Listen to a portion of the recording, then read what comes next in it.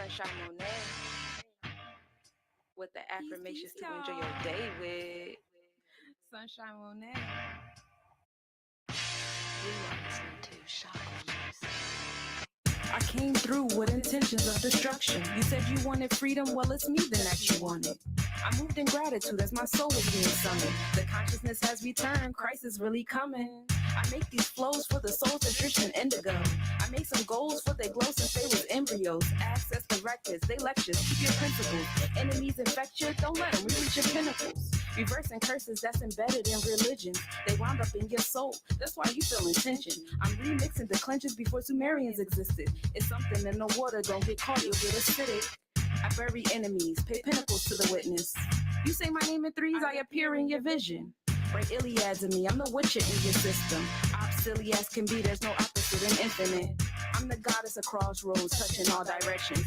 With the skull and crossbones that cause to the vexes. I applaud the protectors, I'm the god of inflection. They see the demon in me and still pause the respecters. I need no translation, vibrating from universe. My throat mansplaining while my yoni do the work. Mask off, crowns on, bombshell on all the arts.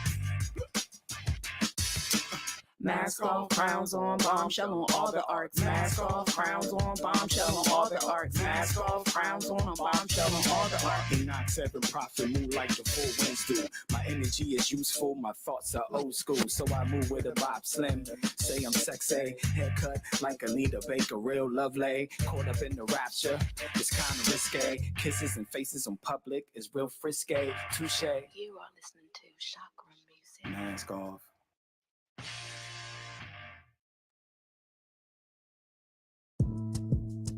Sunshine Monet, ayy, with the affirmations to enjoy your day with. We manifesting money today, y'all. Money comes to me easily. Money loves, together we flow breezily. Money comes to me easily. Money loves, together we flow breezily. Currencies, rivers pouring into oceans. Abundantly to the dollars I am wanted. Currencies, rivers pouring into oceans. Abundantly to the dollars I am wanted. Flowers to a bee, I watch my money come to me. Effortlessly, them dollars, they be wanting me. Flowers to a bee, I watch my money come to me. Effortlessly, them dollars, they be wanting me. Money comes to me easily. Money loves, together we flow breezily. Money comes to me easily. Money loves, together we flow breezily. Money comes to me easily. Money loves, together we flow breezily. Money comes to me easily. Money loves, together we flow breezily. Money breathes me, I am their air. I am the air, my inheritance declared. Money breathes me, I am their air. I am the air, my inheritance declared. Money comes to me easily. Money loves, together we flow breezily. Money comes to me easily. Money loves, together we flow breezily. Money comes to me easily. Money loves, together we flow breezily. Money comes to me easily. Money loves, together we flow breezily. Hey, Sunshine Monet, hey. With the affirmations to enjoy your day with. We talking about chakras today, y'all. I went on a journey to align all 7 chakras. Took a tour through these cosmos, mastering all 4 padas. My kundalini rising, that means they all lined up. Intellect on nomos, heart chakra on nagas. I went on a journey to align my 7 chakras. Along the way, I gained principles for my muladhara. Pleasure to get my sacral warmed up and my soul empowered. I listened to my gut and now my heart not devoured. My throat chakra invoking, third eye potent, kundalini rising. Ascendant time and crown and shining, downloads pull my mind in. I personify Orisha, Sephiroth, they be prestigious. 10 spheres I appear, wholeness for completion. I went on a journey to align all 7 chakras. Took a tour through these cosmos, mastering all 4 padas. 10 spheres I appear, Sahasrara to Muladhara. 10 spheres we've been here as nomos in the nagas. I went on a journey to align all 7 chakras. Took a tour through these cosmos, mastering all 4 padas. My kundalini rising, that means they all lined up. Intellect on nomos, heart chakra be on nagas. I went on a journey to align all 7 chakras. Took a tour through these cosmos, mastering all 4 padas. My kundalini rising, that means they all lined up. So infinite, so you know there's no time's up.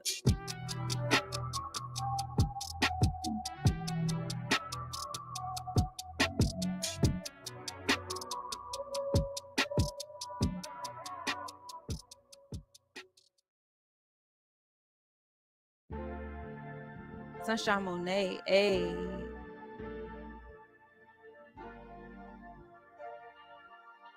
With the affirmations to enjoy your day with.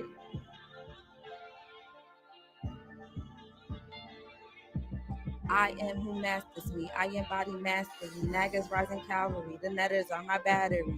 I got my discipline. My source comes from within. Root chakra grounded in the cosmos, so infinite. Nagas through my veins. Currencies flow through ligaments. Another netter instrument. Manifest me dividends.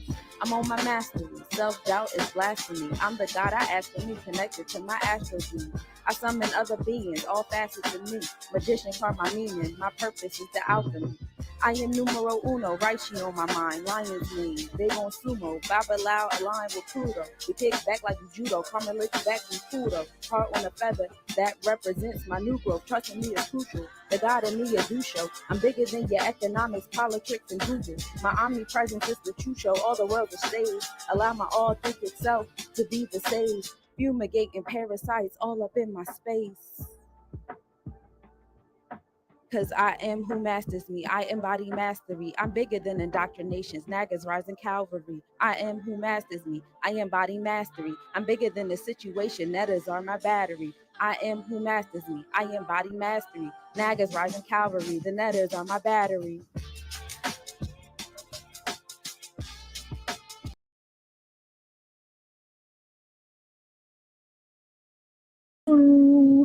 Peace, peace, y'all.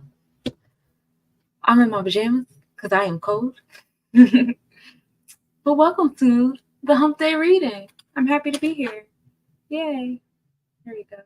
I should have just put you on top of my computer screen so that it doesn't feel like. Hold on a second. I can fix it. Sorry, y'all. Oh, no momento. Excuse me. Now you can see my whole pajama situation. I don't care. Stay. What's your problem, bro? There it is. Peace, y'all. Welcome to the Hump Day reading. I'm so glad to be here. Last Hump Day reading was kind of like Hump Day reading / like planetary forecast, and that was fun. Let me know in the comments if you guys can hear me okay too, because that matters.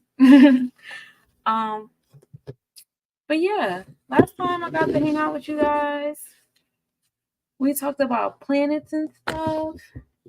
We talked about I meant to go live on what's the face? You guys, I'm just everywhere. Give me a second. Because I'm kind of forcing it.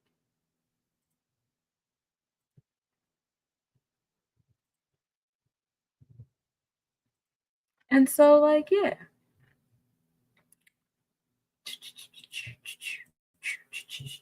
Happy 17th, y'all. Happy Wednesday. Happy Day of Belegua and all that fun stuff. Today, just to give you guys a little astronomical. Hey, what's up, Keyshawn? Just to give you guys a little astronomical update. Today, we started the day off with a 39% waxing crescent moon. The moon rising was at 11:02 a.m. Eastern Standard Time. The setting, there was an absent time for setting today. The moon is in Aries today, so we have Yemoja sitting up in our solar plexus, our Ogun energy, bringing our intuition to our anger and the things that get us going and what's motivating us and what we want to do. Oh my gosh, I love hindsight readings. What the fuck? All right, thank you. All right, whatever. That was for me. Today was mentally hard today, but my Mars is in Gemini, so yeah. But anyway, so hold on, you guys. It's so difficult. The most difficult thing to do is writing or typing something and talking at the same time without getting one of them messed up. Is that like the rub on your stomach, pat on your head type thing? I don't know. Feels like it. And so, yeah, hindsight thing for me. So that's pretty much having your third eye and having that spiritual awareness. Your Mars is in Sagittarius. It's something about, your Mars, your motivation being in your fire energy is interesting, but like that's what motivates you, like expanding yourself, expanding your philosophies, going into outer limits and outer spaces, whether in the physical, mental, spiritual, ethereal, whatever facet of yourself you like to expand out and test theories and philosophies and all that fun stuff. That's what gets you going. Be mindful of overindulgence in the senses. That's the only thing. But yeah. So the cool thing about StreamYard now, Instagram is finally on here. So now people on Instagram don't feel like they're backstage and they're going without like the whole like experience. Yay! And we love it here. Right? So yeah, that is the alignment with the third eye, with your solar plexus chakra, your motivation, what gets you going, and all that fun stuff. Also, the sun rose this morning at 7:18 a.m. and set at 5 p.m. The moon geocentric ecliptical is at latitude 0 and increasing at 8:59 a.m., putting the moon on ascending orbit. So the moon is going up. And the PM visibility of Juno begins. It's not visible without binoculars. And that's fun. We like Juno. Juno is like Hera. Hera was the wife of Zeus, and she did everything but leave that man, right? She was killing his kids. She was killing his side chicks. She was stoning people. She was doing the most, wasn't she? So Juno's placement is like, what do you need in a bond? What do you need in that space to be like Hera? What do you need in a bond or a contract to be loyal to it? So to give that kind of devout energy to it. I'm definitely trying to be mindful. Been eating a lot of lemons. Yeah, IG. Oh yeah, lemons. That makes sense. What's Gemini? What would I eat? I just be eating. I like to eat. I just be eating. The first quarter moon at 10:53 p.m. The moon is best visible right after sunset. So, and like 20 something minutes or so, we'll officially be in the first quarter moon energy. And that's fun. That's the first quarter after the new moon. So it's kind of like when you're in waxing crescent position, you're in the space where you're building on intangible things. So like your mindset, your emotions, your motivation, your moral ethical code, your plan, all things intangible is what you're working on in waxing crescent, because it's still kind of like mostly intangible moon that we're looking at, right? So then once you start getting, so in this first quarter, it's kind of like paying attention. Now we look back, Sankofa type situation. What did we learn about all the different things that we tweaked in our emotional self and our intangible spiritual, self? What did we realize? And what are we taking forward with us as we get into waxing gibbous moon, where now we're building on the actual tangible things? So that's what's happening there. That's what's happening there. What else is happening? Lunar X and Y is visible, and these are like little shapes that show on the moon. One looks like an X and one looks like a Y, and they're made up of like different, rivers and mountaintops and stuff. And the way it's set up is like the way the sunlight is reflecting on the moon and creating those kind of shadows with that surface of the moon. It looks like an X and Y on the moon, and that's pretty fly. We like that. Ooh, we love symbols. The X craters are Lacaille, Blancini, and Berbac. And the Y shadow is Occult and a bunch of other ones. They didn't give me any. There's like several. And I was like, oh, that must be a big number. And you guys don't really want to tell me. And it's cool. I don't give a fuck. And I do, but like, you do. Yeah. And then the open cluster of NGC 2451 and the Puppets constellation is well placed at midnight as well. All right. Hera, what have you done? Was also said. For real. She said everything but leave that, man. Like, sis, let it go. Tomorrow, the moon and Jupiter are going to be in conjunction, and that's fun. We always love when the moon and Jupiter are together. They show off together, right? That's bringing, your moja, your third eye, your spiritual awareness, in alignment with your sacral chakra and what brings you joy and stuff like that. So after today, so you have that combination between your solar plexus and your sacral chakra with your third eye tomorrow, because the moon will still be in Aries with Jupiter. And that's fun. Transformations to your sacral chakra as well after experiencing, the look back today with the first quarter moon.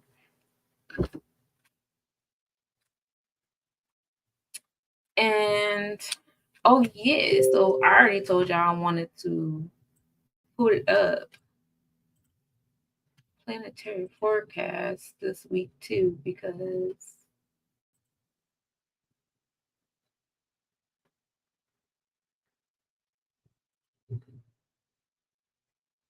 there it is. Yes, I always catch Orion's Nebula. That John is beautiful. I love it. It's always there. Except for later on. It's been very beautiful. It's been out. Here I am. There you go. There I am. Multitasking again.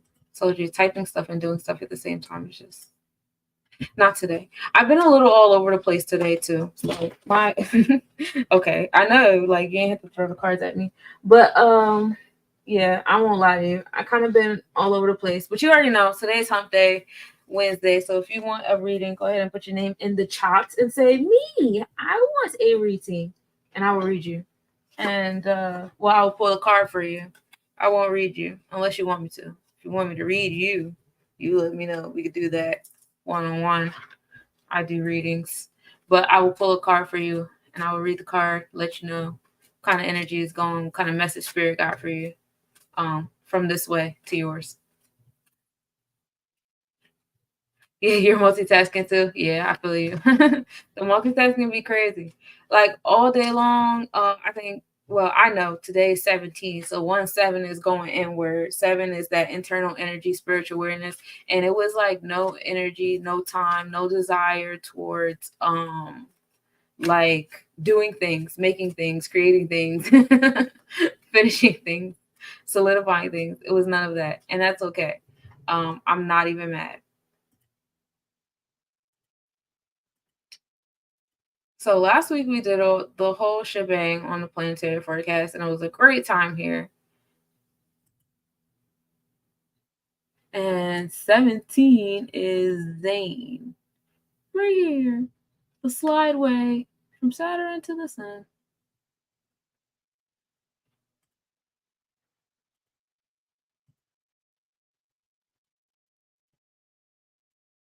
So all the stuff that we do on the planetary forecast, in case you've ever been there, never been there, you should be there one day. The planetary forecast we actually did last week, and you could definitely tap into that, when we talk about what the planets are doing. We went through all of these things, but today's Wednesday, so let's just do Wednesday. Why not? And again, if you would like a card pull for you, go ahead and put your name in the comments. And let me see if I might have to open up the Instagram window, because I don't know how, if people are commenting, if I could see it from there.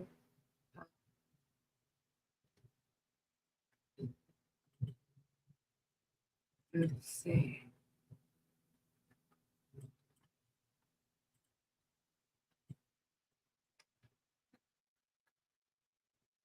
Oh, okay. Never mind. Wait a second.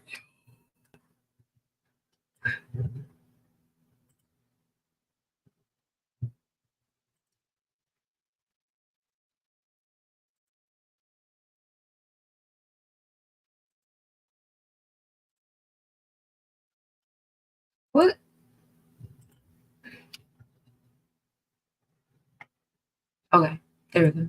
Fixed. All right, so Wednesday is ruled by Mercury, which is also Eshu and Eshwa. This rules over the throat chakra. This is your ear, nose, and throat area. This is how you listen, how you teach, how you speak, how you learn. This is your decision making factor here. You make decisions based on how you label things and your moral and ethical code, your integrities, which is also ruled by the throat chakra. You speak these, you invoke these, and when you invoke things, you utilize the beautiful guitar and your windpipe. And that's how you make things happen. You can make people get away from you. You can get people to sit down, stand up. You can get people to come towards you. You can, get people to scream and run in random directions. You can do a lot of things with that junk. It's the invocator. It's the abracadabra space. With this, comes discernment. What are you going to do? How are you utilizing it? How do you communicate? How do you receive it? Because remember, it's the ears, the nose, and the throat. And so, how you receive sound as well as give it matters here. So right now we have Mercury, and I believe Mercury has already went to Capricorn. I believe that happened yesterday, but let me double check my notes.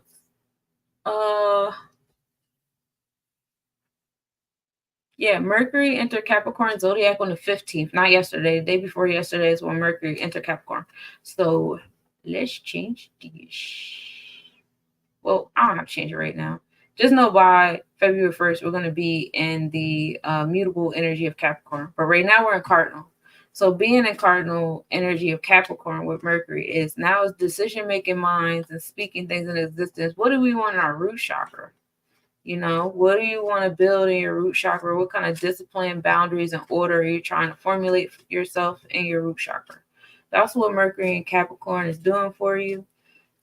With it being in the fourth house, we're applying this to home and family. Jesus, I love this. I love this for me. I don't know if you love this for you, but maybe if you were looking back and thinking about how you spent the day or different intrusive thoughts, or maybe thoughts you labeled as intrusive, or downloads, or just things that became on the forefront of your mind lately, yesterday, today, is Mercury and Capricorn, making decisions on your root chakra and, what you want to establish, how you receive your basic resources. What are the basic resources for you? How you prioritize and stuff like that. And Mercury's, helping you make the decision for that in this space. And we love it here. And it's in Cardinal, so we're going to be here all the way to, I believe the first week of February, but I also have notes for that too. Hold up.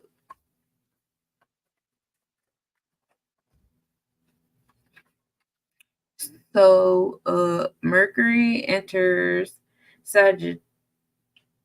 Mercury enters Capricorn constellation on February 2nd. So even though Mercury is in Capricorn zodiac, is still in Sagittarius constellation. So on the Vedic chart, Mercury is still in Sagittarius. It makes sense. And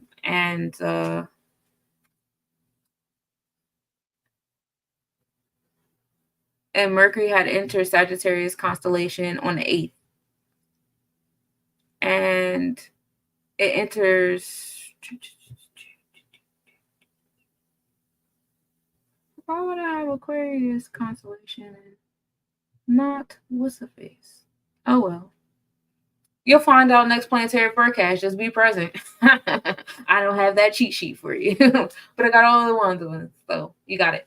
So right now, make a decision on our root chakra. So what's going on the internal side of our throat chakra, since today we're doing Wednesday, is Gemini energy. So the way Gemini works is Gemini is the thought, right? Gemini is the actual communication and the relation to community and the decision makings that come with that. Ooh, the sky is clear. Cool. It's too cold for me. I can't do it. But that's what Gemini does. It's the space of text, the labeling and ordering and things like that. And right now within Gemini energy is Vesta.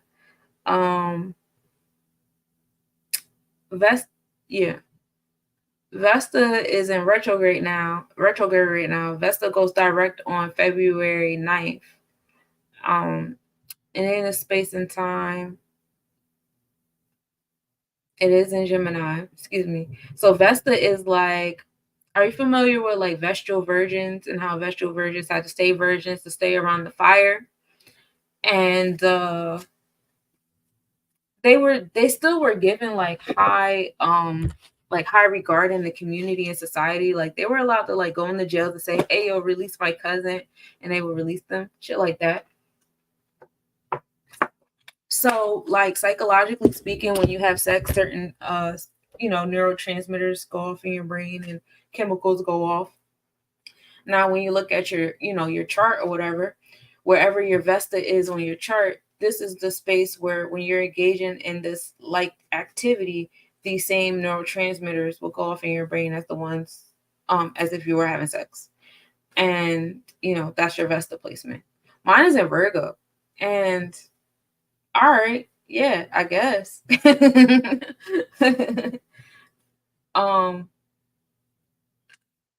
Actually, no, I think my Vesta is in Gemini. I don't know. I gotta check back on that, but I know it's somewhere over here. Yeah, it's cold as fuck. So, transit-wise, Vesta being in Gemini means right now our Vestal fire is rooted in communication, which, yeah, everybody is all over the internet. Everybody got something to say. Everybody got opinion. Everybody want to be heard. Everybody got a platform. Now people writing books, blogs, vlogs, influencers, everybody wants to be seen and heard. And absolutely nothing wrong with it. You get no argument from me. Like that's where the passion is. That's where the passion is. It's in communication and it's in community.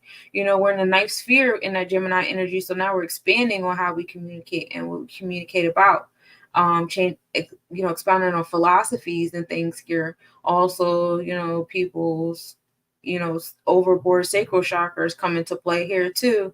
I won't say, too much more about that, but all of that is in communication here. All of that is being expressed in community. Is a level of awareness that's coming out of it, etc., etc. As Vesta is bringing the passion and the fire. Fire is also light. So when fire goes to stuff, what does it do? It makes it easier to see it. So Vesta is coming into the Gemini energy as a fire and saying, "Ooh, look, what's over here?" And it's looking at everybody's communities and things going on. And for the supporting energy, you want to go down and look at Aquarius placements that are replacing, and that's down there in the root chakra on the feminine side. This is your power, unity, be one with all. Like, how do you feel about unity? The social labels and how you attach and detach to them and stuff like that. Your revolutionary mindset in those spaces. When you get into the draconic chart, this is how you were, kind of detached, clipped from the umbilical cord and brought into the womb type energy. So currently, supporting that air energy in Gemini, we have Chariklo, which is, karma with grace. How is karma being handed to people? Well, it's being handed to people with like a revolutionary, type mindset. Aquarian energy is also the energy of the rebel. Guys, I'm sorry.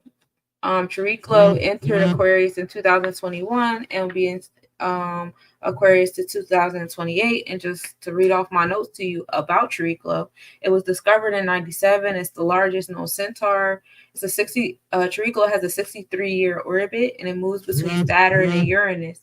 It spends most time in Pisces and Aries and less time in Virgo and Libra, which most planetary placements kind of do. Brings insight to hindrances, married to Chiron and had 3 daughters. One of the only asteroids that has rings and creates 6-pointed stars with other planets in the sky, giving the energy of creation, miracles, divination, protection, and destiny. Can charge crystals in her name and bring them to weak parts of the body where we need to balance our lives and set boundaries. How you let karma do its job when facing ill treatment. And right now, the karma is happening through Aquarius, which is going to get crazy when Pluto gets there. So I hope y'all ready. Y'all think that y'all think that Cat Williams thing was crazy? Wait till Pluto gets to Aquarius. It's going to get wild because Pluto is telling everybody business. And that's what Pluto has been doing in Capricorn since 2008. 2008 was the first year Obama became president. That's when a lot of things started becoming to the forefront of things like that. That's when the big, transformation started happening in infrastructures and places of authority, how the businesses worked and government things worked. A lot of executive orders got signed into space and into business and private corporation spaces that people were not aware of. But it backfired because it made people, determined to learn the things that they know now about privatization and stuff. So, when Pluto gets into Aquarius, it's gonna be wild. Aquarius is about being original, social, rebellious, and detached. It's associated with Saturn and Uranus. In Orisha's realm, it's alignment with Shanga. This is the sphere of self-knowledge. And then you have knowledge of your different social structures and stuff like that. And this is also in alignment with the 11th house as well. So to have Sharikla, the celestial body of, how karma is going, it's happening in the social realm. So know that this is supporting. This goes back to the fact that I was saying, what is supporting Vesta and Gemini? So if our passion as a collective is sitting in the throat chakra and it's sitting in the, space of communication, and that's what we're doing in the ninth sphere, like we're speaking virtually, we're expanding, we're going out into foreign places and having these energy exchanges and communication. And a lot of it is happening virtually. And some of you guys are doing it in the physical, and that's cool too. But it's being supported by this karmic energy, people speaking on the karma, coming back to people, and different, things that have been in people's blind sides. And then we have Hygeia here as well. Hygeia is also an asteroid. Hygeia is like preventative measures that you do, to prevent things from happening, which is supposed to be like, a symbol of hygiene. Preventative care is washing and brushing your teeth, so you don't have to undergo the health effects of not doing that. So, that's Hygeia. And the fortune is here too, but I think no, the fortune is still here. I believe the fortune is immutable at this time, but this is what was over here during midnight on January 1st. That's what the planetary placement. And then what you see in the parentheses in bold, that's the Vedic chart from midnight January 1st to midnight February 1st. And this is the tropical from midnight January 1st to February 1st. So that's what we have here supporting, Vesta. Then when we go back up, because then we have Libra in the heart chakra. So you have Aquarius in the root chakra, and you have Libra in the heart chakra, both coming together to support that Vesta and Gemini, right? So Libra over here, we know Libra scales support like balance, interpersonal relationships, bonds and contracts and things like that. Also supporting that Vesta and Gemini, our passion being about community, communication, expanding ideas and philosophy and mindset and all that stuff too. So remember, all this energy is supporting each other. This is all supporting everything you guys are seeing on the internet right now. So the one asteroid that we have over there is Maki Maki. And Maki Maki is actually a Pacific Islander deity. There he goes. It's also like mirroring the energy of Pluto and that Neptune with the deep subconscious energy, the occultism, the secrets, and the secrets is like that deep subconscious Olokun type energy, right? Maki Maki has a 306-year orbit. It gives off the energy of love and care for the natural world and the environment, represents wisdom and activism of the natural world, creator God, and leading God in annual ceremony, competition for a new chief, and also associated with agricultural cycles. So we have this energy. Peace, everybody. Welcome. If you would like a card pull for you, feel free to, put your name in the comments. As I go through these notes at the end, I'm going to pull a card. I'm, in the order that you guys say your name in the comments. Peace. So That's what Maki Maki does. Maki Maki is your alignment with the natural world, your alignment with, your subconscious, that deep conscious, that it's like the natural world of the unknown, right? Of the deep waters of new, that connection with new. And so right now it's balancing the Libra scales. Ooh, that's nice. I like that a lot. But yeah, it's what the goddesses have been saying though, like a lot of our Orishas and Mother Gaia and all this energy, they're taking their energy back and they're taking back over. And we're definitely going to see that when Pluto enters Aquarius with high storms. The storms, remember, Aquarius is about rebellious, revolutionary energy. The last time Pluto was over here was during the Revolutionary War. So we're coming back into these degrees during an election year. So pay attention to what's going on with that. Also pay attention to the revolutionary people around you and what they're going for. You take a lane, they all kind of end up to the same destination. Depends on where you want your destination to be. But, neither here nor there.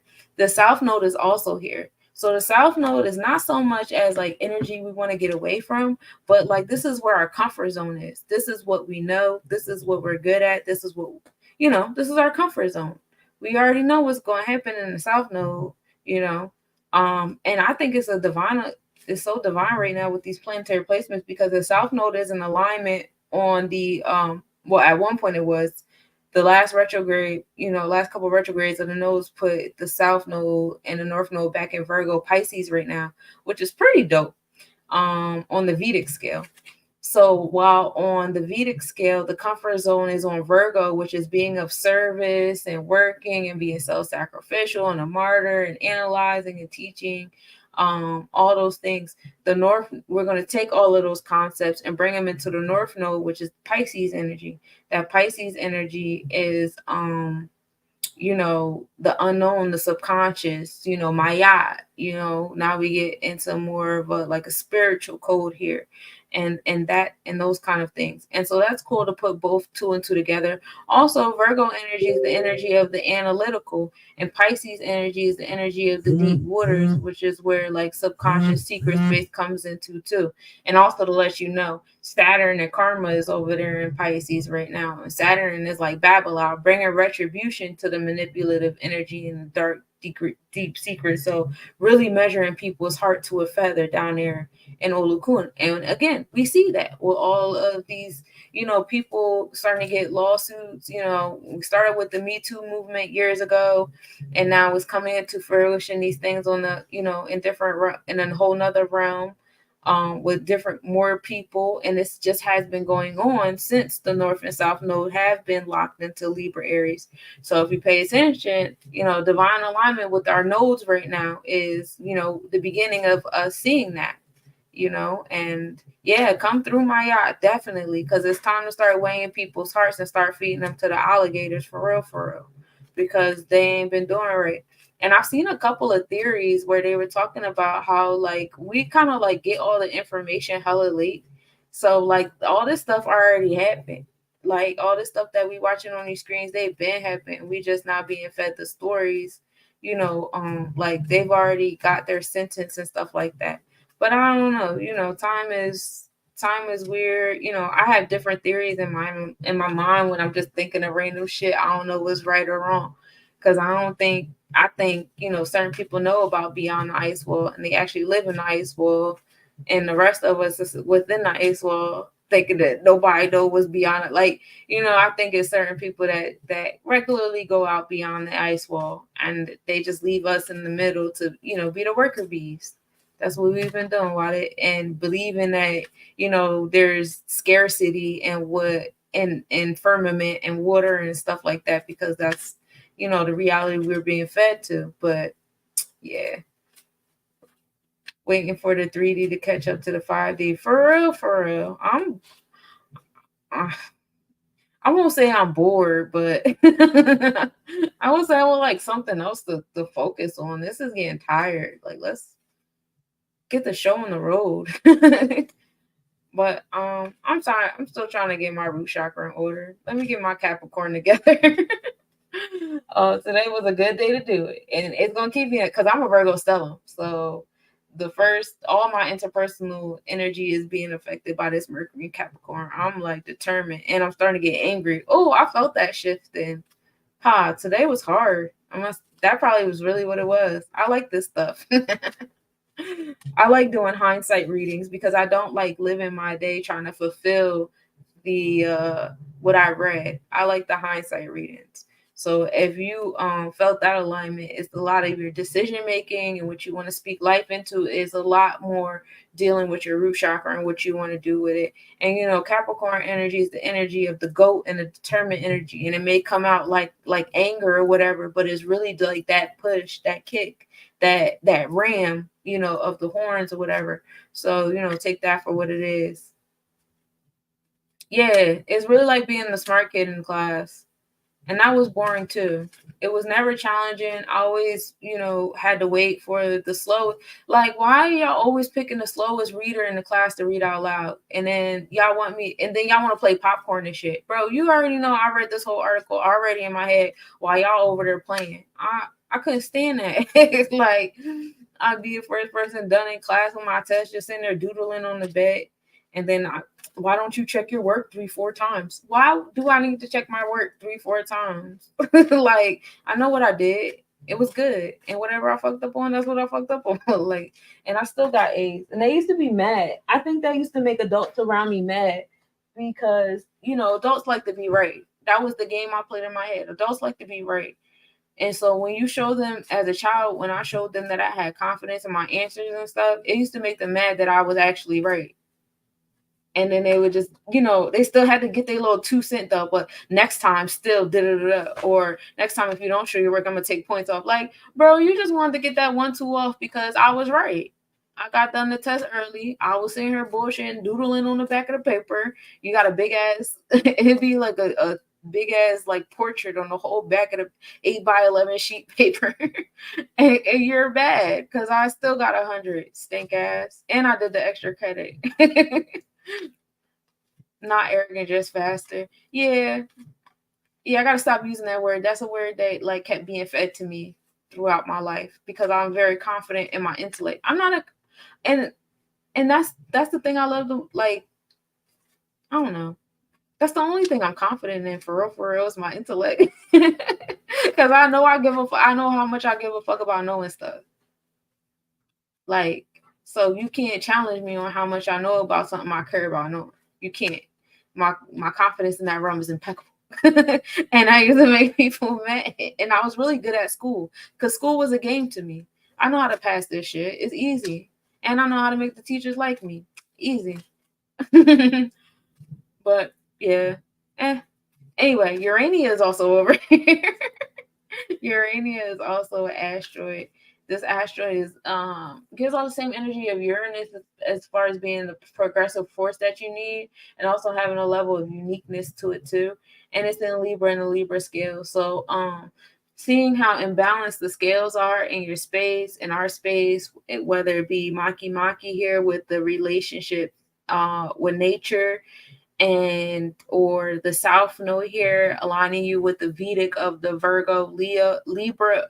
What the fuck? The Virgo Pisces energy. You know, Uranus here to give you progressive pushes that you need in those spaces in alignment with your progressive chart. You can look at your natal chart too. Like your natal chart will tell you like, okay, you were born and this is the energy that you were born with, and you can still align that with your natal chart, but also look at your progressive chart and how your progressive chart is in alignment with, you know, the transit, because that's who you are now. That's where your electromagnetic field is. And now, whether you feel in alignment with it or not, because you're still staring at your natal chart, making that more relevant. And if you even notice, you'll notice your interpersonal planetary placements as well as your like, you know, actual like energy has shifted, even though your outer placements may still be the same, because most likely, more than not, your outer placements are probably still the same on your progressive chart, because 1 year is only a day in the cosmos. So like that's not much for a change in the you'd have to live to be 100 to get a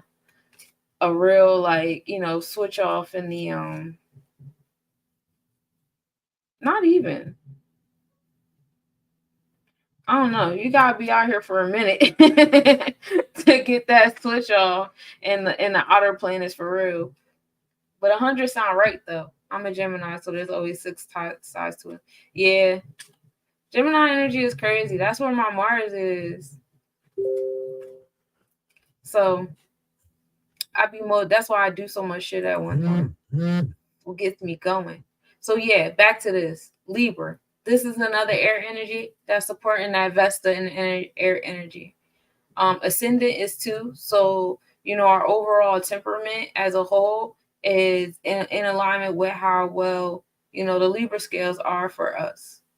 How that balance is. And this is also justice and harmony. So right now we're in the second week.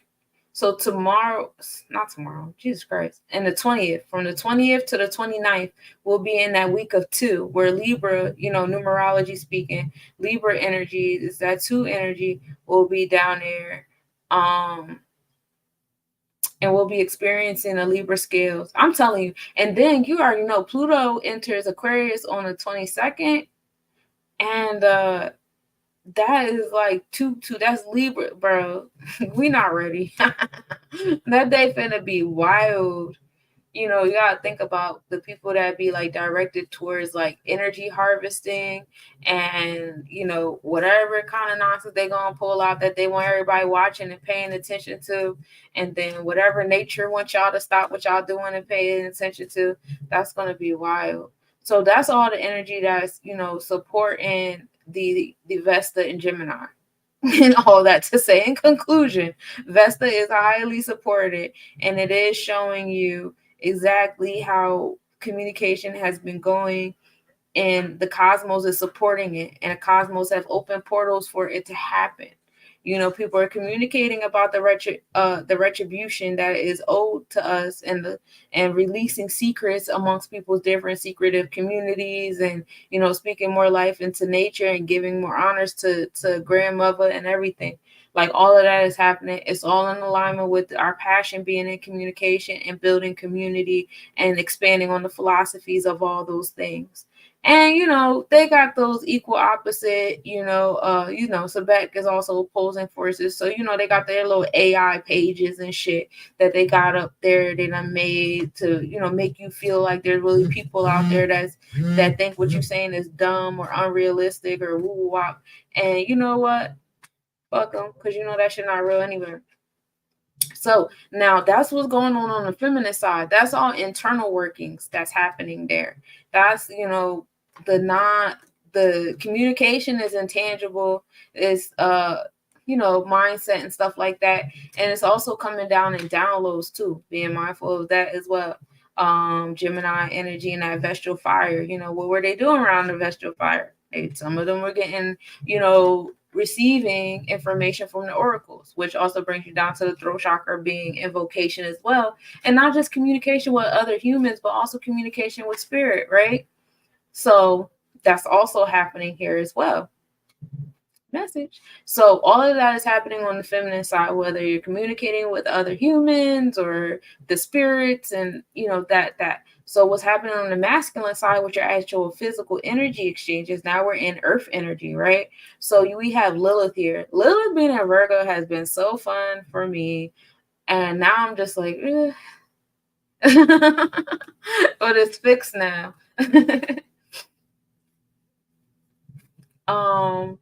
Lilith is about your primordial self.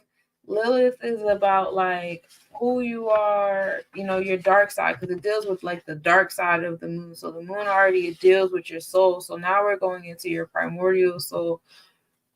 These are things that you repress about yourself, whether it's your sensuality, your sexuality, your vulnerabilities and fantasies, your temper triggers, and different dislikes that you have or different judgments that you have about other people. More likely it's because you're super duper suppressing those energies within yourself. And it's okay to try everything like little wash, little shine, but this is your primal energy and your asserting energy and your rebellious energy. And how this is calculated astronomically is Lilith is the furthest point of the moon's orbit from Earth. So that is the dark side of the moon for us. That is the Lilith. Lilith stays in a sign for 9 months. And it has a 9-year cycle. I like the 9s. And then I like that we started like January 1st on our 9/59 with it. Ew. So it's a lot of retribution there for Virgo, and then moving from that cardinal to the fixed energy of Virgo with that Lilith energy. So now we're starting to get into the black holes and the galaxies in the middle of the Virgo constellation. And it gets fun there. Very interesting with Lilith being there. And if you have any Virgo placements, or even in your throat chakra and your Mercury energy, you may have felt yourself coming more towards, ooh, yeah, 9. You might have felt yourself coming more towards that dark side of things, the dark energy, wanting to get into the dark arts, being more drawn to that. And then also being in the middle of winter, we're in the dark side of the sun as well. It's cold over here in these streets. I'm not having fun. I don't like it here. I'm trying my best, y'all. But, definitely, if you have Virgo energy, this is definitely bringing you to the primordial side of Virgo energy, what can be like that heavy, over analytical, everybody can die today type of energy for all you Virgo placements out there. I dropped my laptop. I mean, not my laptop, my keyboard. Everything's falling. I can't wait to get my contacts back. But that's what Lilith and Virgo does. And on the Vedic scale, Lilith is still in Leo. So, like, even though, like, the thoughts, we're talking about the thoughts here with Lilith and Virgo, in the Vedic actual vibration, which you're attracting, this is like the Leo placements. They're entering their dark side. They're entering that primordial energy of self and what they really like and what they really like to do, which is a win-win for me because I'm a Leo rising. And everything else is Virgo. And then I have Leo stuff on the Vedic scale. So Lilith over here, gang. But you might see like a lot of people go dark in this space and time. Or just show like a more, more mass all in this space of Virgo. And we saw that with Cat Williams. He's a Virgo. And fucking Keke Palmer is a Virgo, her business coming out. Jada Pinkett Smith is a Virgo, her business coming out.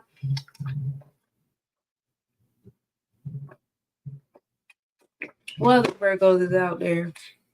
Dave Chappelle had a comedy special. He's supposed to come out with another one. That's another Virgo. Like, Taraji P. Henson is a Virgo. If that wasn't some Lilith shit, you don't mess with a Virgo coins, bro. That's one thing you don't fucking do. We will boohoo on every motherfucking camera till you give us our coins. Don't play with a Virgo in her pinnacles, bro. Don't do it. It's not what you want. She is out there. She is out there showing her ass because what you don't do is play with her. You don't play with a Virgo. Enough is enough. And I ain't mad, but yeah, she a Virgo. Virgo's leading the way regardless of which way it go right now. Yeah, I seen Free Soul's video going viral and doing big things. He's also a Virgo. So, cool shit coming out for the Virgos. We love it here. Also, the South Node is in Virgo right now. So this is like everybody's comfort zone. So right now people are finding comfort in Virgo energy altogether. And then the North Node, so we're taking that Virgo energy into Pisces energy. So that's fun. And that makes something in my personal life make a little bit of sense too.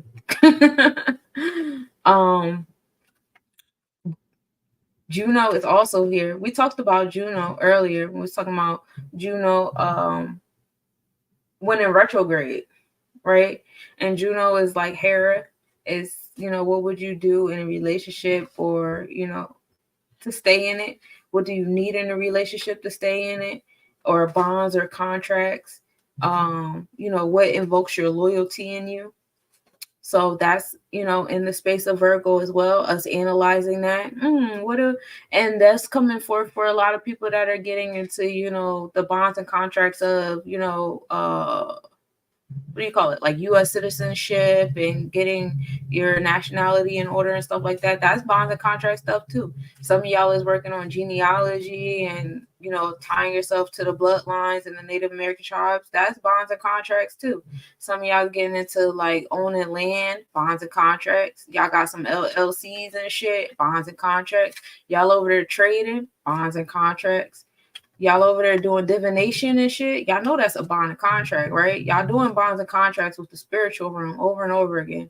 That's all Juno shit. So now you analyze, what is it that you need? Some of y'all just need money flashed at y'all, and y'all make a bond and contract with anything and anybody. Some of y'all need freedom. Some of y'all need peace. Some of y'all need family. Some of y'all need love. Some of y'all need attention. Some is, what do you need that shows that loyalty for you to sign up? And that's coming out a lot too with this whole Cassie joint with Diddy. What did that hoe need in that bond and contract to stay in that shit?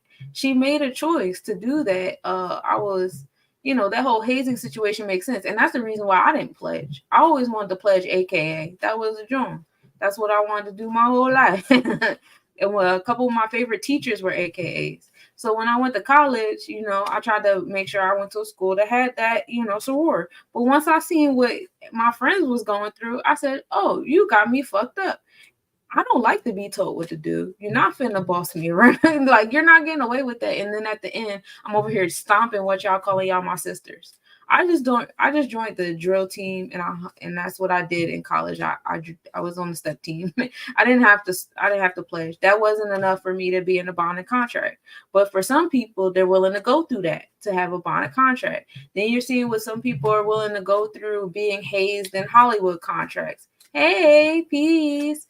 You're seeing what some people are going through to be hazed in government contracts and different religious contracts, to live in underground bunker contracts. And there's a lot of nut shit going on outside in these streets and these motherfucking bonds and contracts. And it's coming to the light, says Lilith over here. It's showing the dark side and the moon, and we're in a space where we're able to analyze it, and we're communicating it and we invoking it. When you invoke it, something, you bring it to the light, right? We speaking on so much, we're bringing in the truth. And you got to be careful with that, because some of this shit didn't happen yet. And by y'all speaking on it and sharing it and theorizing and stuff, y'all know y'all have the electromagnetic energy to make it happen. So watch the words you speak and the information you share, whether you agree with it or not. Not agreeing with it is the same thing if you're talking about it. It doesn't matter. The universe answers where you go. It don't know those not words. That's why when you do affirmations, you only supposed to say positive words. You don't hear nobody doing affirmations saying, I don't want no bullshit. You never hear no shit like that. You say, I want peace. I am peace. I have peace. You don't go to Subway and say, don't put no lettuce, don't put no tomato, don't put this. You tell them, I want cheese. I want this. That's how you get your fucking sandwich made. So all that posting, I don't agree with this, but ... Yeah, you're still attracting it, baby. That's why you get mad when you see the comments that you see and you feel like you got to defend yourself the whole time. And that's just an example of how that energy works. See, what I like about virtual reality, which I'm not sure if you guys caught on yet, is they're literally showing you how physics works right in front of you. They're literally showing you the theories of, electromagnetic energy happening right before your eyes on these social media platforms. You can literally look and experience where everybody's Mercury placements are, where everybody's third eye placements are by the energy you give out. If I want to get access to where your third eye is, I'm going to put my third eye energy out. I'm going to have hump day reading. I'm going to put my third eye energy out. And now I'm receiving y'all third eye energy. Where is y'all mindset at in this place? I see y'all got numerology. I see y'all got astrology. I see y'all got, aspirations, that like y'all giving me y'all third eye energy back. If I want to know where y'all sacral chakra was, I put a sacral chakra post up, right? And people do. They post about food, they post about liquor, some of them post their bodies. This all sacral chakra shit, right? And so what do they receive back? Sacral chakra energy. You gotta know, yes, 11-11, folks, gang. You gotta know that the energy you put out is what you get in return, and we get the yes, definitely got you. And we have to learn that it's literally showing us the theories of, and also you get the theories of relativity here too when you're seeing, different things happening at the same time on different platforms and stuff like that. Like, we're literally getting all of this in front of us, and we don't make the pattern, similarities. But I think some people are, but I see it. I make those different analogies or whatever, if you will. But all I have to say, Juno is all about the bonds and contracts, your loyalty, and what you need in a relationship to express that Hera type loyalty you really dog. And some people just some people you got to do a lot for them to get in that bond contract. Some of them you don't got to do that much for. And it's also a space time where people are starting to think about that with themselves. Like, what do I need in a bond or contract? What do I want in a relationship? What does invoke my loyalty? Some of you guys do have to learn how to put up walls to protect that, that level of loyalty that Hera had, that you just, some of y'all been giving that out all willy-nilly. Some of y'all ain't been giving it out at all. I need to learn how to open your motherfucking hands. You know who you are and what side of the tarot card you fall on at. That's, that's your world. But yeah. So that's what you have in Virgo. So this is, this is Wednesday, y'all. This is what I would have done on an astronomical prayer. I stopped doing it because it became too much.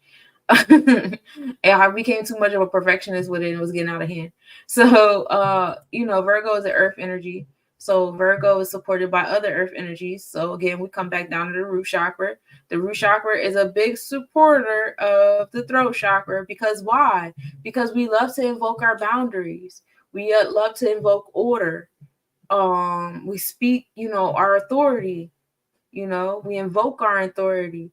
Our decision-making skills and our moral and ethical code is created in our root chakra, right? Aquarius gives you that knowledge of self and that connectivity with unity with all. Aquarius also goes all the way up and aligns with Cancer, your moja, and your third eye. You have the story of Asar and Offset and their connectivity, right?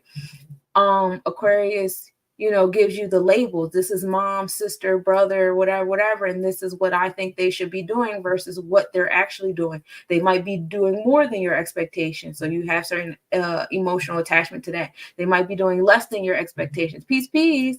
So they might be doing less than your expectations. So you have, your connectivity to that. And so what you do is you express that in your Capricorn. What kind of structure have you created? What do you manifest? What kind of boundaries and how do you access your resources? That all comes from how you have absorbed things in your Aquarius. Like, that's where they come up. Like, when you come to me, I have a background in psychology. And this is what we learn in psychology. We just don't learn it in this way. But I'm really good at putting puzzle pieces together. I just pulled a star card for y'all. So they was like, listen. Anyway. So in psychology, and you'll learn with like the netters or any type of root work, you go down to your root chakra. And they always say, well, go back. Peace, fam. Oh, thanks everybody for tapping in. We love it here. Yeah, what's your question? Yeah, let me know what your question is. In the root chakra, you have your awareness of people, right? So when they say you got to do root work, they say you go back to your inner child, go back to where you were. When you get to your draconic chart, your Aquarius placement, your draconic chart is the energy when you got cut from the umbilical cord. This is how you detach. This is your awareness of people in your Vedic chart. This is the electromagnetic field in your Vedic chart, and then this is the thoughts in your tropical of who is who and what is what. That's when the baby knows when it's near mom. The baby, yeah, because it was in the womb, hearing everything and getting vibrations. That's Aquarius. So when it came out, those are the 3 charts with that Aquarius energy. What is fortune? What is the fortune? It's the crossing of the sun and moon ecliptic or pathway.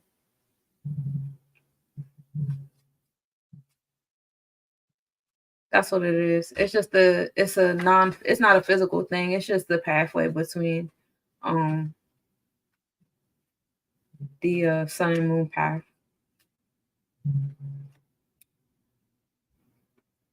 Oh yeah, because that's where it's in Aquarius right now. Yeah. Because the sun's kind of, well, the sun just entered Capricorn, so the sun was still in Aquarius constellation. and the moon passed through Aquarius constellation. So that's where the fortune was. And then, you know, over time, it's going to be, and well, later on, it should be in Capricorn, probably towards like February-ish, because the fortune is a little bit behind. Do we go off different charts as we get older? Yeah, I still say look at your natal chart, because that gives you the energy of when you came here, especially, okay, let me get back to this. So the Aquarius energy is when you do the root work. So if you're healing, like some of you guys healing from childhood trauma, some of you guys healing from phobias and different things, some of you guys want to go back to your past life and stuff like that, you got to go back to your Aquarius energy. When you go into that Aquarius energy, especially in your draconic chart, it tells you the energy of where you were when you got, you know, clipped off into this physical world. On the Vedic, it's the umbilical cord, and then the tropical, it's your mindset when you're coming into and being socialized. So that's the Aquarius energy here. So when you're doing the progressive chart is the one that can be in alignment with present day, because that's where you are now. So that's where your thoughts will be now. I was saying earlier, like the outer planetary placements like Saturn and stuff like that, they don't change too much in your life. However, the interpersonal relationship, the interpersonal placements do change. However, the numbers around the planets do change. So you could pay attention to that too. That also matters. But yeah, I definitely like the progressive chart. So that's what Aquarius does. Aquarius is where you do that awareness. So you build your Capricorn off that awareness. So say if you your parents didn't do much for you, well, in your Capricorn, you probably have hyper independence and you don't like asking people for help, because in Aquarius, you know, the way your social structure was set up for you in your early upbringing and your root chakra of awareness, you know, nobody helps me, I got to do it myself. You know, and maybe as a baby they would let you cry it out. So as a baby you internalize, I gotta, you know, I can't trust these folks, they're not going to come to me if I need them to come to me, they're not listening to me, they don't care how I feel. So in that Capricorn, you might have been a very independent child. You might have been a very, you know, you tried to be a very independent toddler. You probably, you know, made a lot of mistakes or whatever, but because you were determined to learn things, because you remember as an infant, y'all ain't give a fuck. Y'all let me sit in that pissy ass diaper. So now as a toddler, I got it. Fuck y'all. And your parents might complain like, oh my God, they keep walking around the house taking their diaper off. Or they might brag like, oh my God, my child was, you know, potty trained that too. Yeah, because you're a piece of shit. So like, you know, you have different things like that. And then, you know, as a child, you might be mad independent, always had to make your own cereal and shit. So as a teenager, you think you're grown and you can do things by yourself. And maybe as a teenager, you had to do stuff by yourself. That's the Aquarius mindset. So as a young adult, you don't know how to ask for help. You just out here just fucking up because you don't want to ask for help. You got this hyper independence. That's the connection between the Aquarius and Capricorn and your root chakra. So that Capricorn, however way, so that's why you got to go to your Aquarius, that root, that first sphere of self, and heal that part so that you can fix your Capricorn, how you are applying your authority on yourself and other people, how you ground yourself. Some of y'all do not speak nicely to yourselves in your head. That's that Aquarius. You got to go back to Aquarius and fix that shit. That's also the 11th house that Aquarius is associated with. Capricorn is the 10th house. So pay attention to those two placements too, because they matter. So when you do that, yeah. So Capricorn is your boundaries. We invoke that out of our throat chakra, right? This comes back to the fact that today is Wednesday and we're talking about what supports Virgo. So we invoke that out of our throat chakra. What are our boundaries? Do we want help? Some of y'all be closing y'all throat chakras up. Y'all won't say when y'all want help or whatever, because you have that hyper independence.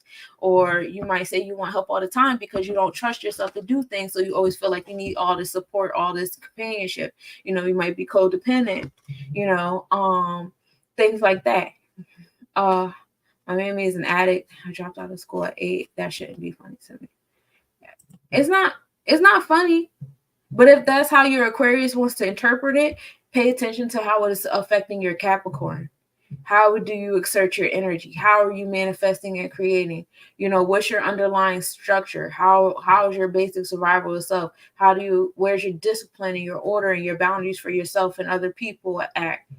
And understand that Aquarius placement that you just stated affects how you obtain that Capricorn and how you're speaking it through your throat chakra. So that's what I have for the root for y'all. Also let you know the sun, our experiences.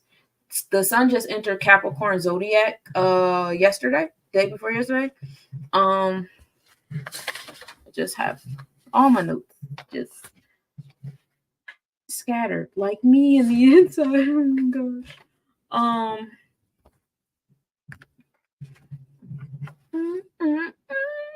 The 17th. It's 11:22, y'all. Gang, gang.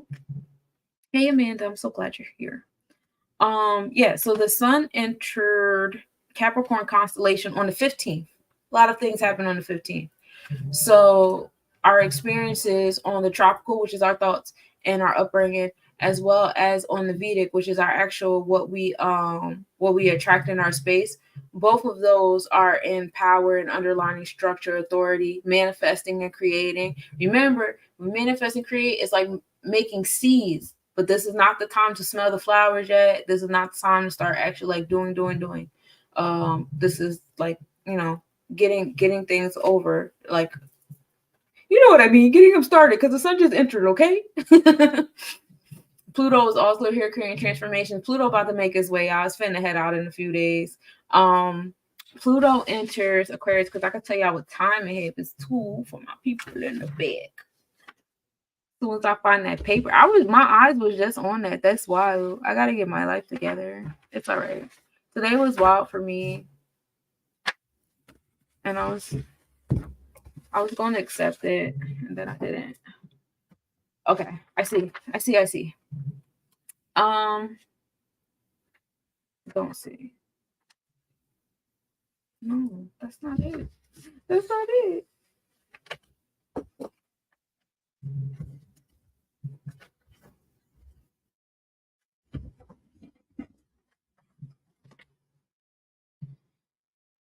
I don't know where my paper went. It's gonna come to me in a second, because it has no choice.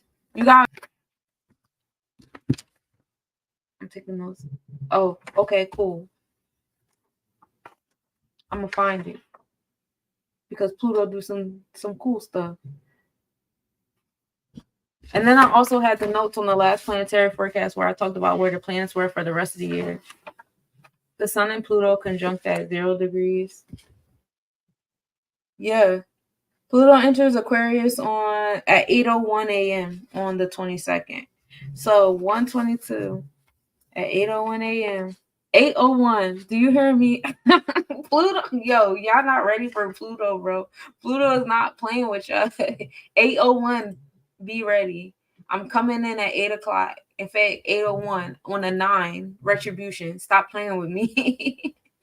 I'm not coming to play with y'all at all. This revolution, y'all thought Cat Williams was funky. Wait till Pluto hit this Aquarius. All right. But anyway, coming back to Capricorn. So Pluto right now is in Capricorn. You know, Pluto been in Capricorn since 2008. We talked about that a bit. Pholus is an asteroid, and what Pholus does is it adds exaggeration to whatever planets is nearby. So right now, Pholus is near like Psyche, which is your mindset on Capricorn. So maybe amplifying your thought process on these different aspects of the root chakra right now. Also, the sun is here too. So Pholus could be adding some, exaggeration to your experiences, but just know that you're not looking in a direct reflective mirror. You're probably looking in a fun house mirror with certain opposite energy, and just take that for what it is. It is what it is. So Capricorn supports that Virgo energy. And then when we come up to the other earth energy, of course, is Taurus. So not only does the root chakra align with the throat chakra, but the heart chakra. So the throat chakra aligns with the root and the heart. It speaks of the root and the heart chakra. That's what you invoke.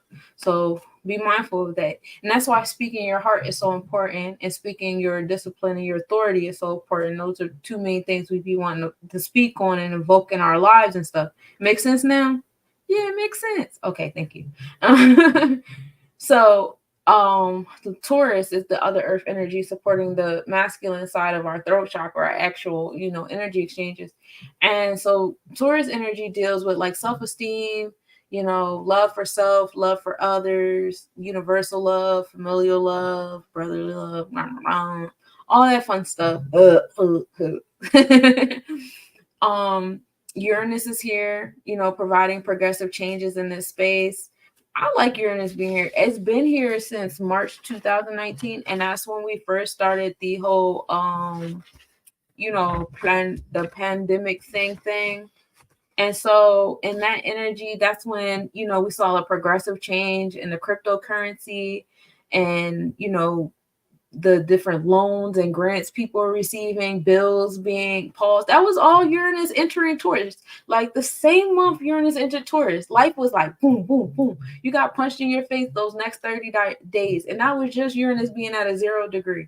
Bro, that shit was wild. Wild.com. We had a great time though. I don't know about y'all, but I had the time of my motherfucking life.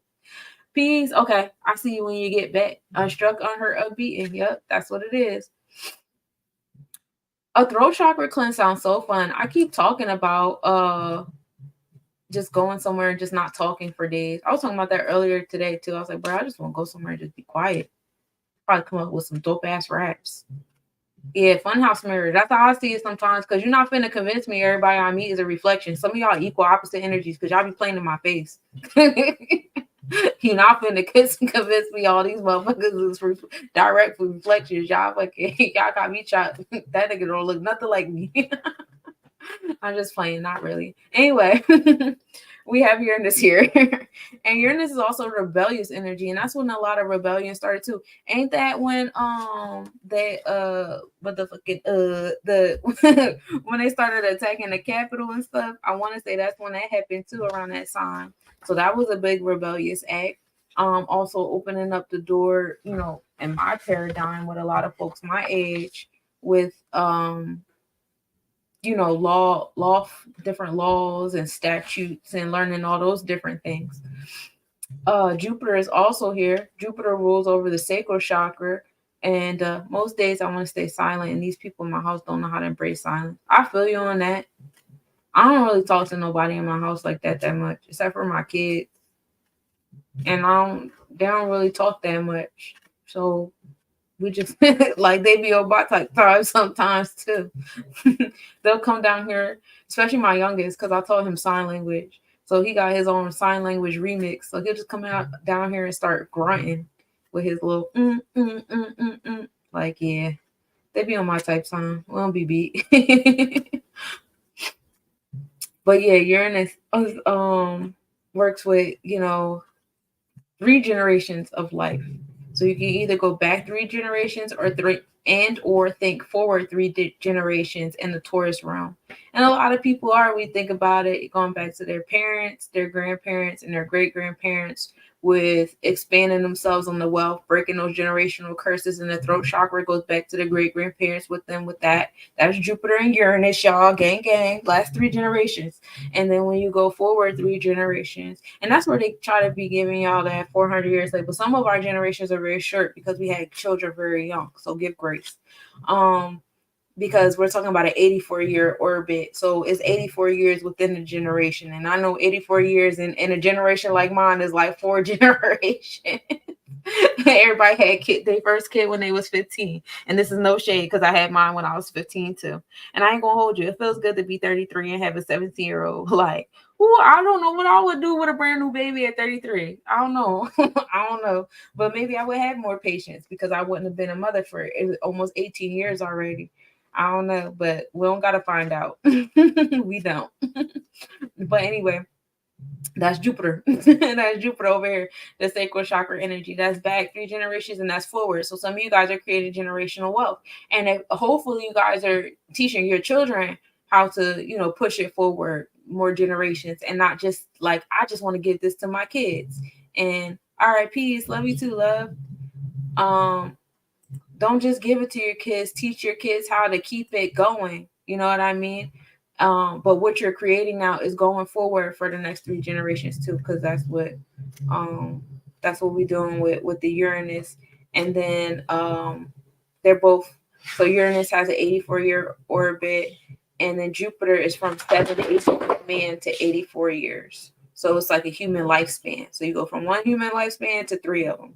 So that's what's happening in our space of wealth, breaking those generational curses in love, romance, relationships, all different levels of love, whether it's familial, friendship. Some of us need to heal friendship wounds too. Some of us need to heal coworkers, customers. Some of you guys had to deal with customers and customer service and stuff like that. And I, broke some of your universal love skills or familial love skills. Some of y'all go home, bringing work home or bringing work into y'all friendships and stuff like that. So y'all got to heal those different facets. It's very easy to overlook some because we'd be like, oh, it's family because fuck them. And it's the person I'm laying with because fuck them.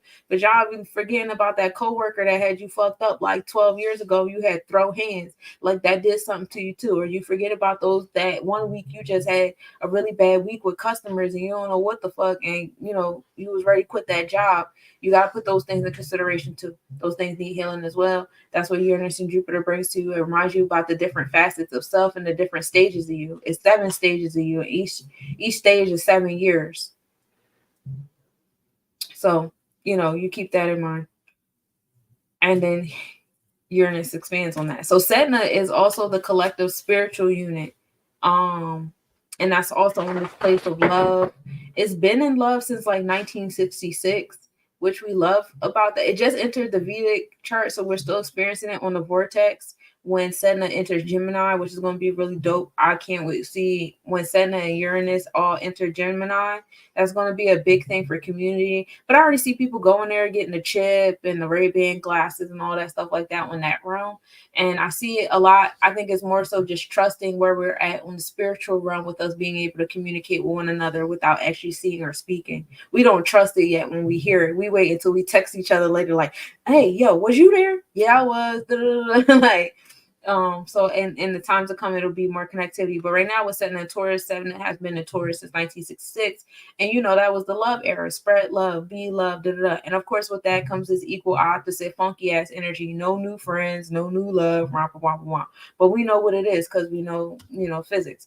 So those are the energies. So the throat chakra is supported by the root chakra and the heart chakra. We speak what we, discipline and order and things into our space. And we speak wisdom, love, compassion, and forgiveness, empathy, and all that stuff into our space. And that's what's connected for us. Your Jupiter is in the 8th house, and you're looking forward to experiencing the 420 square with Uranus.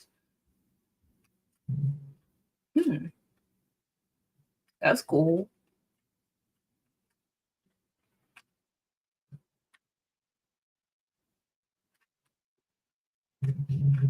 All right.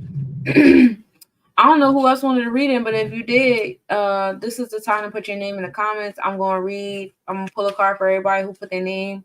I ain't going to hold you. I apologize. But Timmy was the first person I saw that actually did that.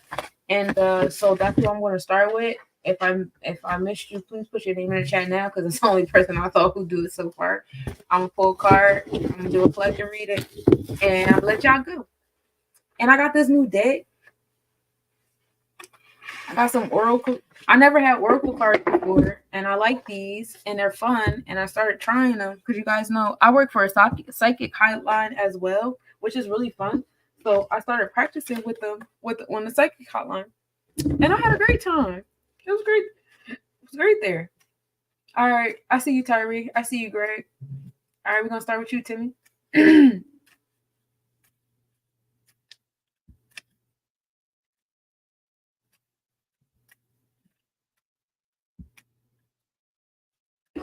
I got a 10 of Swords, a 9 of Pentacles, and a reverse Knight of Chalices.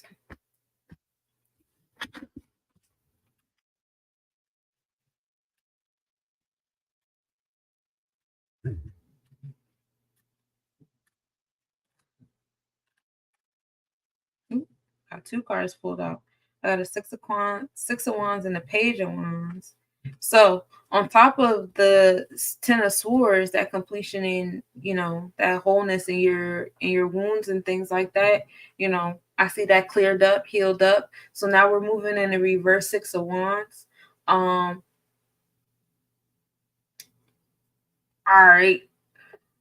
I'm about to give you the same reading I gave you last time, I feel like.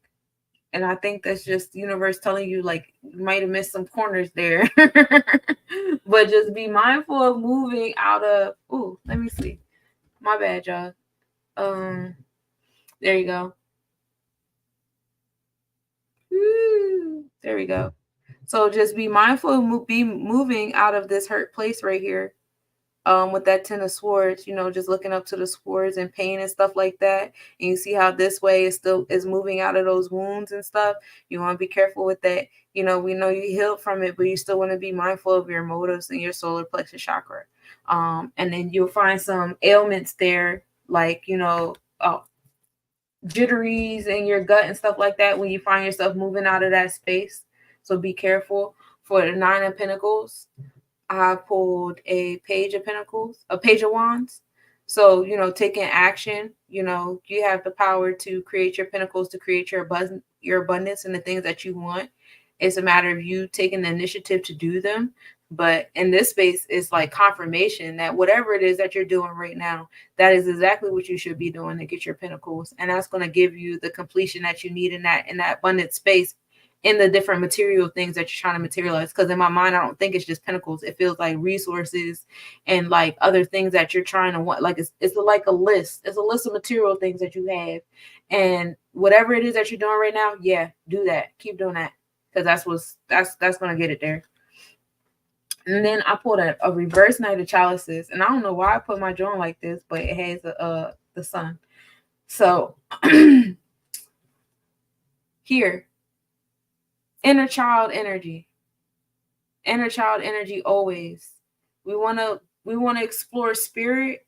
We want to explore our experiences and everything with the mindset of being in our inner child with it. You have to have the wandering eyes of the inner child. You have to have the spirit. You have to have the curiosity. And there's something that comes with the curiosity. And it's the mindset of, I don't fucking know, but I want to know. And as long as you have that, I don't know, but I want to know, you will always be carried. You know, your spirit will always be cared for. But you have to keep that inner child energy. It's easy to lose sight of that when we start learning stuff and start feeling like we know and we can expect and we can predict and stuff like that. But that takes you out of the spirit that you're supposed to be in to receive. You know what my phone is? I don't. You want to call it upstairs? Here.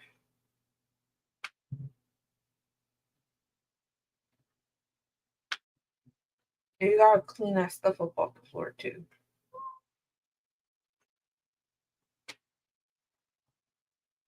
But that's what I got for you, Timmy. That was the end of the message. My bad. Tyree, I got you next.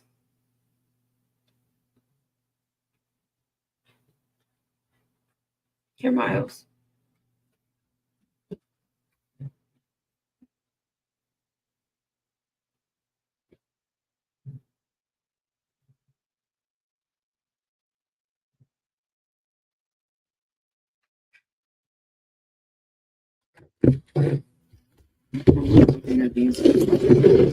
Anyway.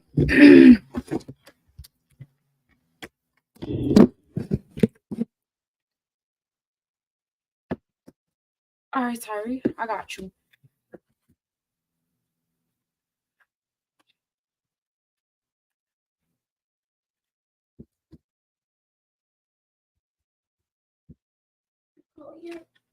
No, I was handing you my phone because I'm busy.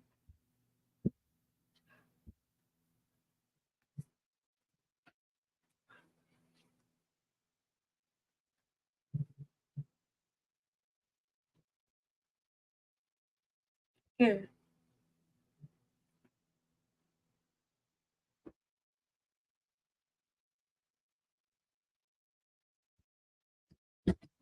Maybe you can call yourself, take it upstairs so you can hear it. All right, Tyree. Okay. I got the reverse Hangman and the reverse Strength card. Those fell out at me. They was like, yeah.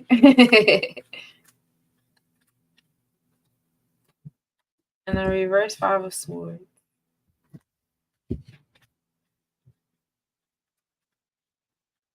Your card spit out at me.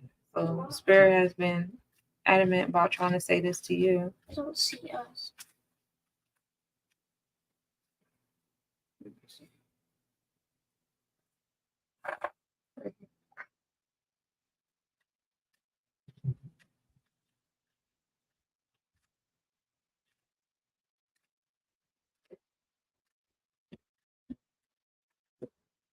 The reverse page of wands. Weird. The sun. Oh, so all y'all gonna get the same reading like y'all did last time? That's wild. And a 6 of wands. I thought, wow, that's weird. Why is that like that? I guess. All right, so y'all want to be in the same boat? Be in the same boat, whatever. So for the reverse hangman, you have a reverse page of wands. So be a little lighter on yourself and be a little lighter on others. The criticism, that's making you move out of a hurt place. That's where your heart movements is coming from. We don't want to make stuff happen out of, criticism and harshness. Be mindful of that 7 and how you're using that 7 in your life. Like today was the 17th day. So, today, if you felt that harshness and that criticism, reflect on some of the criticism and stuff like that you might have thought of today, or when a day was on the 7 or something like that. You don't want to move out of that. You still want to move out of love regardless of whatever circumstances it is. You don't want it to affect your personal motivations, if you will. And then I pulled the reverse strength card and the reverse sun. And it's finding that strength in that inner child. The inner child is not weak. There's nothing wrong with that inner child. The inner child is not flawed. It's not traumatized. It's not none of these crazy things. You got to flip that back upward. Find strength in your inner child. Learn to trust that inner child, because that inner child got you to be who you are today. And it'll help you find realizations in the inner child and other people and how they're dealing with theirs. So right now we had a reverse, but we can always flip that over. It's always fun here. And then I pulled a 6 of wands on a reverse 5 of swords. So, communication, some type of pain there, some type of, I don't really want to be bothered there in that energy. And there's going to be an ailment coming out of that. So you want to be mindful of that, especially with Mercury and Capricorn right now in the root chakra. Be mindful of how you're holding on to the swords and where you're connecting those swords to the people, places, things, and experiences, because you don't want to move out of that, because that will create ailments, especially right now with Mercury and Capricorn. The ailments will come in your bones, your infrastructure itself, and stuff like that. So be careful of that. And that's what I got for you, love. Who do I have next? I got Greg. I see you, Kat. I got you next after Greg. The child smell like a foot. The smell is still lingering. It's weird. I love my son, but like, why are you so dirty?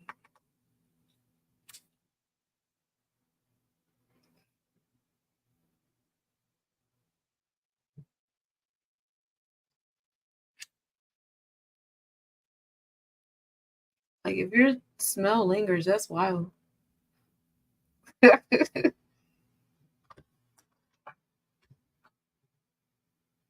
right.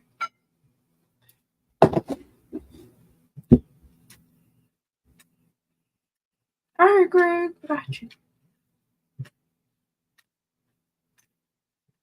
You felt that in your core. It'd be wild over here. Like, bro, I try my best. I really do try my best. It might not be the best, but I try my best.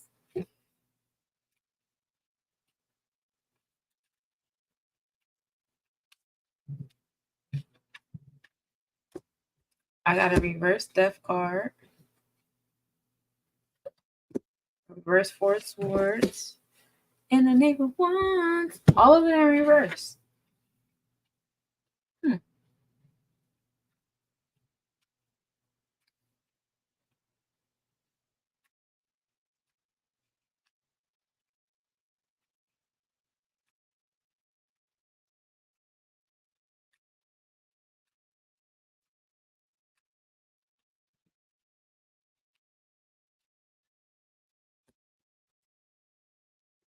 Ooh, you got an Ace of Swords and an Ace of Cups. Okay. and temperament. You got the Queen of Swords and the Six of Cups. I'll put that to the side because that fell out. At least you can't get court. All right, so I got a reverse death card with the Ace of Swords. Transformations to the wounds, transformations to your worries, to your strife, to the struggle, you know, coming back into a space of I would rather you put it upright a little bit because there's more power in that, but you're going to undergo the transformation anyway. It's better to go with your hands up than you know, not enjoying it. I don't fucking know. But definitely coming empowered and in charge and making moves through and healing. And that's all going to your solar plexus chakra as you're healing those things. That's what's happening for you in the year 8. And then also, not only are you conquering the wounds, but also conquering your emotional and your intuitive reactions to said wounds. This is the reverse Four of Cups. So no longer allowing. So remember how I was going back and forth between the Aquarius and the Capricorn. So it's no longer allowing some of those concepts in Aquarius that quote unquote traumatized you or challenged you to still have blocks or bricks in your root chakra for you. So, and with that comes, you know, balancing of the emotions. So remember when I said you got the root chakra and the throat chakra connected, well, yours is healing. Yours is, you know, we removed that out of your root chakra. We're upright in that heart chakra. It's a good time there. I like that for you. And then our temperament. You have your temperament and you have the reverse Knave of Wands. So, I mean, it seems like when you have the temperament in reverse, that's when you can write and produce and create and things like that. When it's kind of like Auri a little bit, little crazy. You know, maybe you got a little chaotic energy in you. You need to, you know, invoke in order for you to be in the knave of things. But when everything is smooth sailing and kind of like, you know, kind of chilling and, you know, temperament, you know, just, you know, smooth sailing. You don't really get your, what do you call it? Damn it, inspiration from there. I don't know why I'm losing my words. But yeah, you don't get your inspiration from there. So you like a little chaos, you like a little, but it's like chaos that you've created and you control. So, you know, that's your thing. And then I also pulled a Queen of Swords, and a reverse Six of Cups. So your body, headaches come to you and stuff like that if you're not moving in alignment with your Six of Swords. I mean, your Six of Cups too well. Be mindful of that. You know, be mindful of aligning your connection with spirit with your wounds. You know, you don't want to keep talking to spirit from a wounded place, because then the spirit ain't going to talk back to you unless it's coming from a wounded place, and we don't want that connection there. So you kind of want to disconnect these cards. I wouldn't even keep them connected to each other. So, you know, that's that there. Don't get comfortable talking to spirit every time you're in need or you're in hurt and stuff like that, because you don't want that kind of relationship. That's not going to work well for you, especially because of how your knave energy is and how, like, yeah, the inspiration comes from the chaos. Like, you're the alchemist to the inspiration that you need, and you can't do your alchemy if you keep coming to spaces on your knees and stuff like that. That's not going to work for you. But I do see that coming. Like, you've already removed that stuff from your Capricorn, your root chakra and stuff like that. So, you know, just keep going. Just keep going. All right. What else I got? I got you, Cat.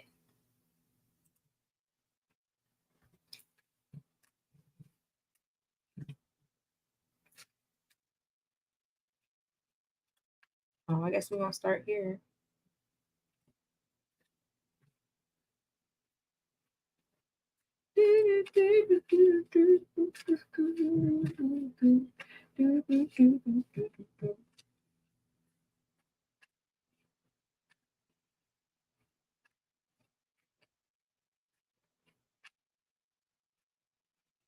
My card is chunky. They're chunky for you. Oh, you got the same card everybody else got. That is so weird. Cool, I guess. I don't fucking know. You got the reverse one. You got the reverse Page of Wands, and you got the reverse Six of Wands. Okay. Okay. Everybody gets the same thing.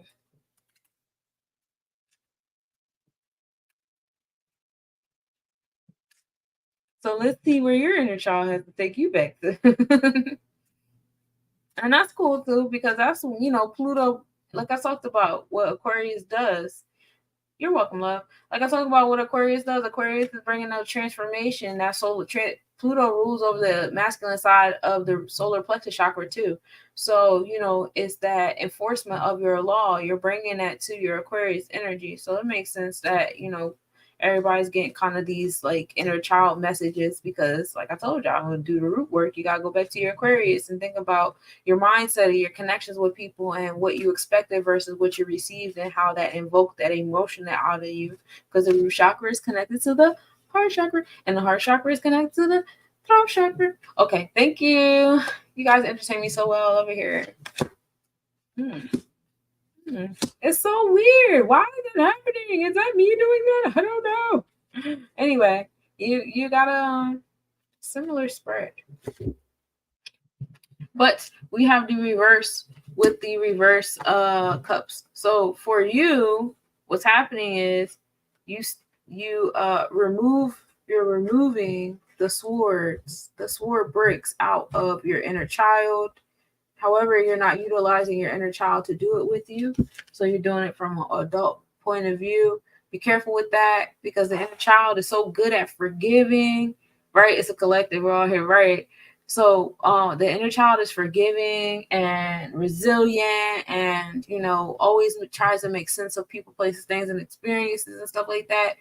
So we want to have that inner child experience and that inner child philosophy when we are healing these bricks in our root chakra, because what we do from an adult point of view, based upon, a multitude of experiences that we've had that weren't during that period of time when we were dealing with that.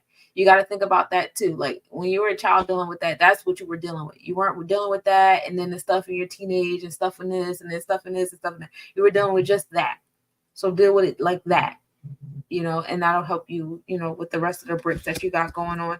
I got a reverse transformation on your Page of Wands. So like these can go hand to hand. So once you allow yourself to experience that transformation, making things move forward is going to come easy for you. Making things happen is going to come easy for you, or what have you. So right now they're both in reverse. So, but that's comforting to know that they're moving hand in hand with each other. So as soon as you start allowing your solar plexus to take power, and you start enforcing things like that, then it's going to come easy to you. But as soon as you stop allowing that solar plexus to do what it's got to do, guess what? Everything else is going to come to a halt too. That's how your currency flows through you, through your solar plexus energy. Which is also confirmation here with the reverse sun and the swords of things. That's another solar plexus type of energy. And then we have the reverse Six of Wands, which is, the ailments, the daily routine, 6 deals with that Virgo throat chakra. Also in alignment. Okay, that was in alignment too with the, we're doing the throat chakra today. Okay, I get it. Okay. So the action on there is in alignment with you writing your story. Whatever it is you're trying to manifest, whatever it is you're trying to create, whatever story or narrative you're trying to create is up to you. You just have to change, your daily routine, your 6. And also 6s deal with like the martyrdom of self-sacrificial, over-servicing others, also being a perfectionist, which leads to procrastination. All those things, all those 6s is Virgo energy. Over analyzing stuff, you getting in your own way because you keep thinking about it and trying to look at it in different ways and stuff like that instead of just doing it. But sometimes you have to, put this card in the front and just do the things, So in order for you to be able to create the things that you want in your space, you have to change your daily routine and what you're giving energy and stuff like that too. It's important, and that's what I got for you, love. All right, I got you, Amanda.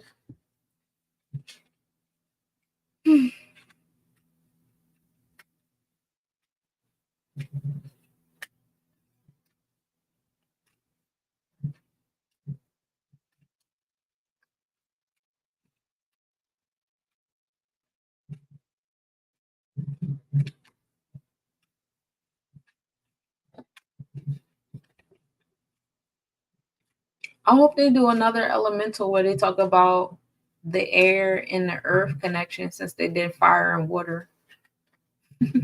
Random thought. But the fire and water connection is the third eye, the solar plexus chakra, and the sacral chakra. That's all fire and water. Third eye, solar plexus, and sacral.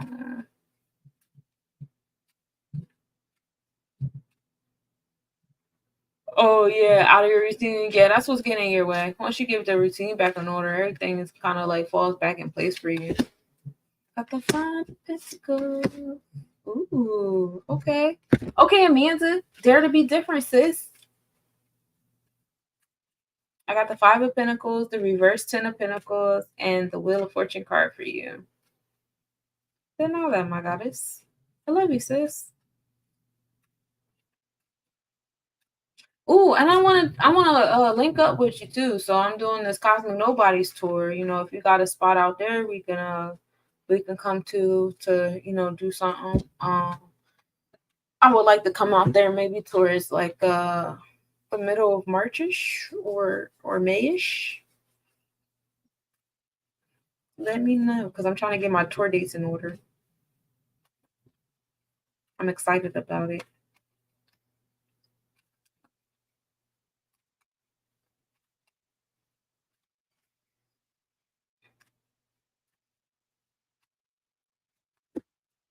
Queen of Swords, Ace of Cups, and Ace of Swords. Okay, still with the collective. So we're here. We have the 5 of Pentacles. Be careful with the 5, because the 5 could be a little strifey, and the 5 could be strifey is because the 5 could be scattered. This is Gemini energy. Stretching yourself too far in your pinnacle is going to mess you up. And I know that the stretching yourself and doing things probably comes from you, owning your wounds, but also sitting behind it. At the same time, you want to be careful with that. Sometimes you're like, why am I wearing this extra hat? Or why do I have this roll strain? And it's probably some of it is coming from like, I feel like I got to wear this extra hat to do X, Y, Z, or I feel like I got to do this. There was this book I read that was called like Just Do It or something like that, or Get It Done, or I forget, but it was about I read a lot of procrastination books. It's really a bad thing that I have that I'm battling with. Okay. Pray for me. Anyway, so in this space, they talk about how like list the things that you want to do, right? And then you have to number them. Like, what are the things that you really want to do? And what are the things on that list that you feel like you have to do in order to do things that you really want to do?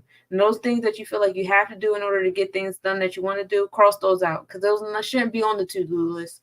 Once you list the things that you actually want to do, you have to, then you come up with the funnel that leads to that. But if that's the thing, don't put other things on your to-do list. So that's, I don't know why I just said that, but that's there. And then I have the reverse 10 of Pentacles and the Ace of Cups. So with the reverse 10 of Pentacles, wholeness in your coins, and I feel like this is an extension on the 5 and the Swords. That wholeness is in relation to where your emotions are. Now you have a tendency to overflow your cup into others. This still comes into a space of, too much, too all over the place, a little scattered. But if you show yourself a realm of moderation and discipline in the cup spiel, it'll help with the fullness of your pentacles as well. So sometimes it's like the overabundance and the oversaturation and the overdoing it, and it's just like the over. Once you get to the point of over and detailed and all those different things like that, then you're going to start getting in your way of your manifestation, because you don't went over. Come back. Moderation is key, especially in this year of 8. Year of 8, you're going to learn specifically that moderation is key for you in the emotional realm, with the dramatics, with how you pour into other people's cups, with how you keep your cup to yourself, stuff like that. Just be mindful of the over the top things, because that equal opposite energy is going to come, and then you're going to see that backup, like that dam start to happen in your space. And then rising above your Ace of Swords is in the space with the Wheel of Fortune. Listen, this whole healing thing and all that stuff, all that shit ain't just up to you. You gotta let the universe bring spaces into your place to get those things done. You can't do everything with the Hermit card. You have to come out of the Hermit card. The Wheel of Fortune is saying you got to trust with who and what the universe brings to you in your space, because those are different energy exchanges you need to help heal where you at and expand where you're at and grow where you're at. It's not just up to you. It's also what the universe can bring to you. And that's so reassuring to know that the universe is here to support you and is bringing you people, places, things, and experiences and ideals and stuff like that for you to align with, for you to have the things that you want, right? To have the level of awareness and healing and intellect and wisdom and understanding and knowledge that you need to have to do the things that you want to do, right? So we move in gratitude and we learn how to trust what the universe brings to us so that we can engage and indulge in the abundance that was set for us. Ashe. Oh, yes, I'm here for the Let's Nobody's Takeover. I know I'll be in Massachusetts in March. I'm trying to be in Connecticut in March as well. I'm gonna solidify the Connecticut in next week, but Massachusetts is solidified for the 30th. And ATL, I'm being ATL the second week of April. I'm trying to be in Virginia the week before that. New Jersey, New York, PA, those are easy spaces. I'm trying to knock those all out in like 2 weeks of March, the first 2 weeks of March. Just knock all them bad boys out real quick. And then I'm going to be in Florida in June.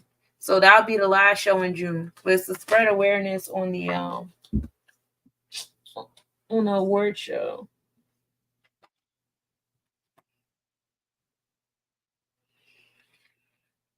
And it's going to be fun there. So now I'm going to do a collective reading. Why is your boyfriend accused you of cheating? He's probably insecure. Or maybe you're really cheating. I don't know. That's a conversation y'all need to have. You're welcome, love. So now I'm going to do my collective card chew out before I let y'all go. Thank y'all for entertaining me for this past 151. Yes. Is it okay if I have 47 good? Yeah, it's right there.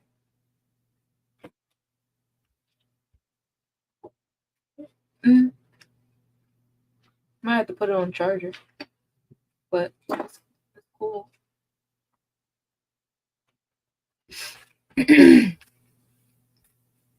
Yeah, so now I'm going to do a collective reading for us to let us out.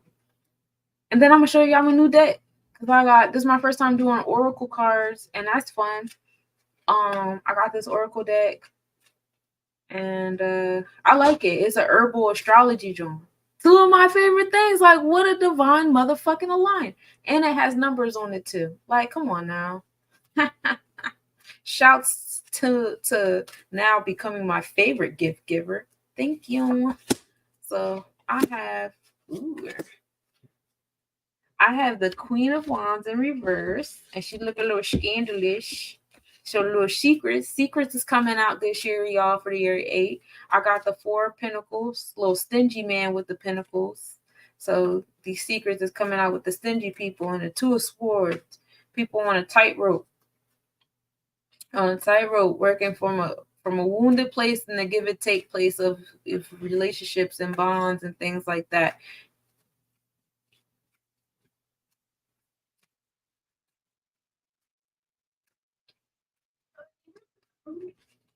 Yeah, it's 6352.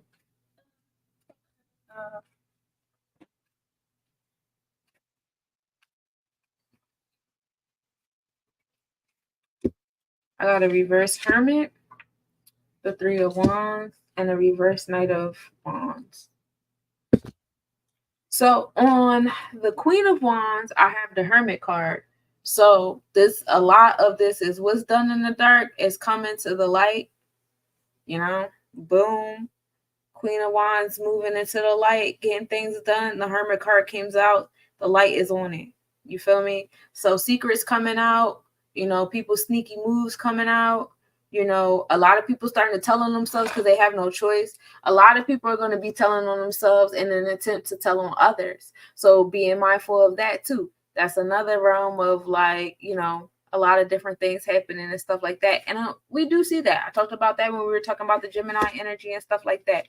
Then we have the reverse 3 of Wands, which is that space of creation, making things happen and stuff like that, with a upright 4 of Pentacles. So this shows like the reverse energy with creation, you know, the 3, the wisdom, knowledge and understanding, or knowledge, wisdom, and understanding, the Holy Trinity energy. There is not a connection between the Holy Trinity, the spiritual realm, and the pinnacle realm. Y'all are going to see a disconnect. A disconnect is going to happen. Is they don't go in hand to hand. We're going to play the game in this realm. A lot of you guys have already seen how this Four of Pentacles. See how stingy my man's is moving with his pinnacle? Like, nah, none of that, whatever. We already know that's how the game has been in motion. We already know that's how they've been winning things and how they've been getting things done and stuff like that. They don't move in a space of sharedness. It's very stingy and scarcity and stuff like that. And as long as that energy keeps moving like that, we will be in a reverse of 3. It's going to be difficult to create. It's going to be difficult to be in this space of things and stuff like that. So we're knocking down doors. You don't get to move like this no more, because it's time for us to move up and evolve.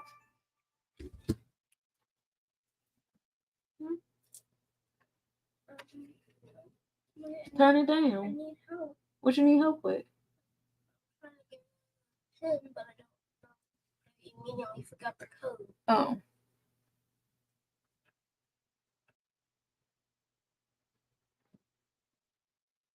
There you go. And then the last one is the reverse Knight of Wands with the Two of Swords. So you got the tightrope, in our bonds and contracts. This comes back to the Hera energy. This comes back to the Libra scales. We done went through that through and through today. Balancing the Libra scales, moving out of those wounds, moving out of that strife and that struggle and stuff like that. But right now, around this space and time, we've been in it, but we getting out of it. We have a reverse Knight of this Wands, I said, right? Yeah. Reverse Knight of Wands. So not moving into the space. We're not moving towards that right now. But when you upright the Knight of Wands, it is going to bring you into a space of the reverse. So the reverse is a little different. The reverse is a little less careful, more so looking over your back rather than looking forward. And we got to watch our back. And as you see, when she's looking at her back and watching her back, she's looking into the darkness. We going back into Olokun, Pisces, the secrets and stuff I told you. Remember, this is the year 8. Pluto is not playing with it. First of all, we in the age of Aquarius. Pluto about to enter Aquarius. It's about the big ass transformation in the things that you thought you knew. Lilith has entered Virgo. Virgo is the biggest constellation that we have with the galaxies and the black holes and all in the different constellations. And Virgo also gave birth to the majority of the constellations that we have in the sky now. So knowing those different kind of things, with Lilith sitting there, that dark moon, primordial, rebellious energy, and knowing that Virgo gave birth to all these celestial energies, what do you think is happening to the rest of the planetary placements out here? Everybody is entering that black moon Lilith. Why? Because Mother has entered in black moon Lilith. That dark energy is coming out.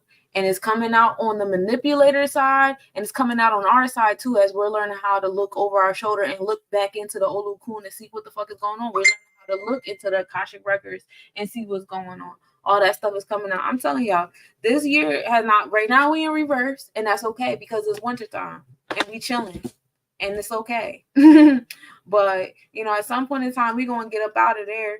We definitely gonna get up out of there, and I'm gonna pull some. I'm gonna pull my Oracle cards because I just got them.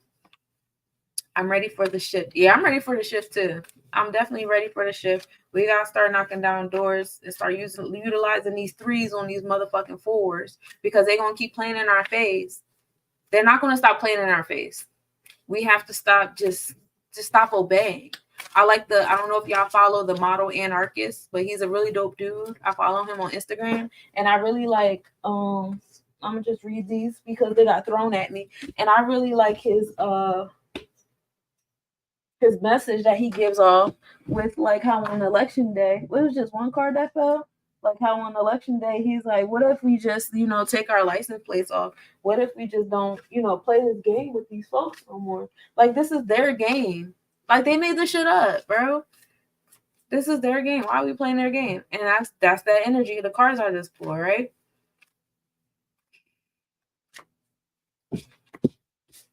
Oh, that was the card. Oh, that still made me pull it. Okay. I fucked with it. So, the 2 cards I pulled was, I pulled a Raishi, which is retreat. It's a 9. Still brings you back to the Hermit card pretty much. So again, I pulled the Hermit card again on top of that Queen of Wands. All right. Things coming to the light. I'm gonna read that in a minute. And then I pulled a reverse passion flower, which is surrender. And I pulled that on top of, the Hermit and the Four of Pentacles. I mean, not the Hermit, the Three of Wands and the Four of Pentacles. How we got to put the threes, put our threes to the four. Like spirituality has to meet these physical people. There needs to be, a divine alignment. They need to surrender, right? We need to surrender, learn how to complete instead of complete. And then I have rebirth, which is ayahuasca. I have that on the 2 with the tightrope and the Knight of Wands. So that whole explanation we got the ayahuasca one with it. Let me take this. Hold on.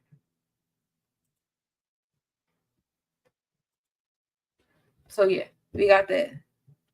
We got the ayahuasca card with it.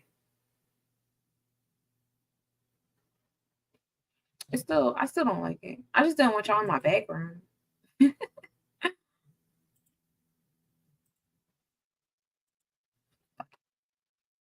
So I'm gonna read them to you. Yeah, the mass rituals, that's more stuff we need to start participating in. More stuff to start participating in, for real, for real. So this is Reishi. This is retreat. So I pulled it in upright. So it means retreat, recovery, meditation, hibernation, spiritual contemplation, and replenishment of spirit. Called the Lingzi in Chinese, Reishi represents immortality and is considered the herb of spiritual potency, meaning success, well-being, divine power, and longevity. Said to have been discovered in 396 BC in the Qangbai mountains of China by the Taoist monks. It is the most oldest mushroom used in medicine. It has long been called the anti-aging mushroom and a powerful Shin tonic, a category of medicines that nourish the spirit. In China's older Materia Medica, the herbal classic written about 200 CE, Reishi held the first place above ginseng.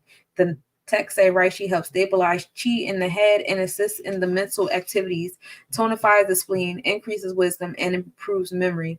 Long-term consumption will lighten the body, increase vitality, and delay aging for the years.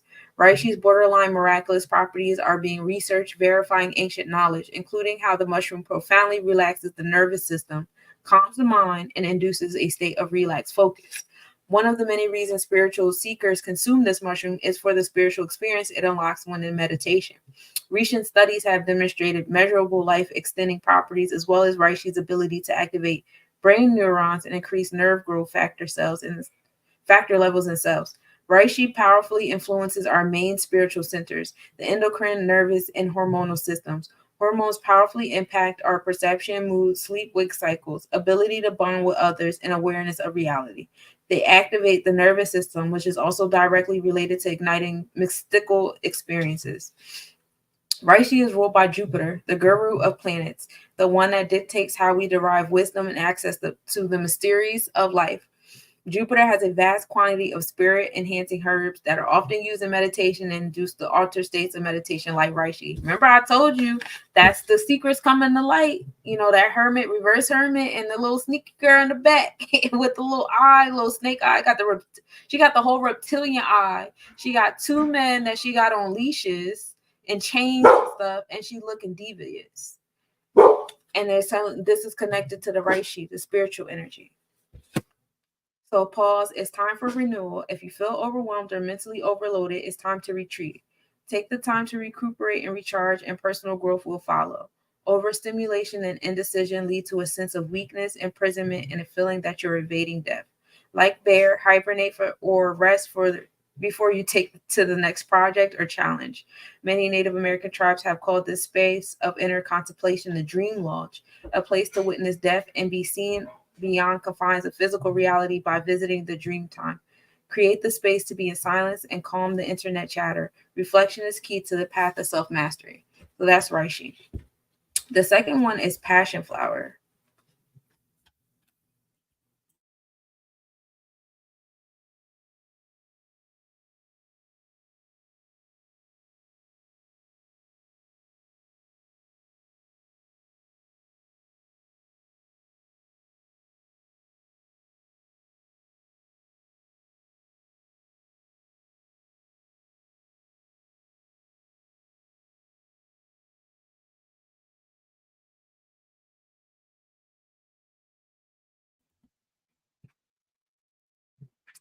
So this is passion flower, and this is surrender. And remember, the passion flower I have next to the Three of Wands, which is creation, on top of that Four of Pentacles, the stingies out here. And this is the connection between the physical and the spiritual as well. They move in yin and yang with one another. They move equal opposite, but it's not to compete. They're here to complete each other. So we have that surrender. They both should surrender to each other and move in completion of one another.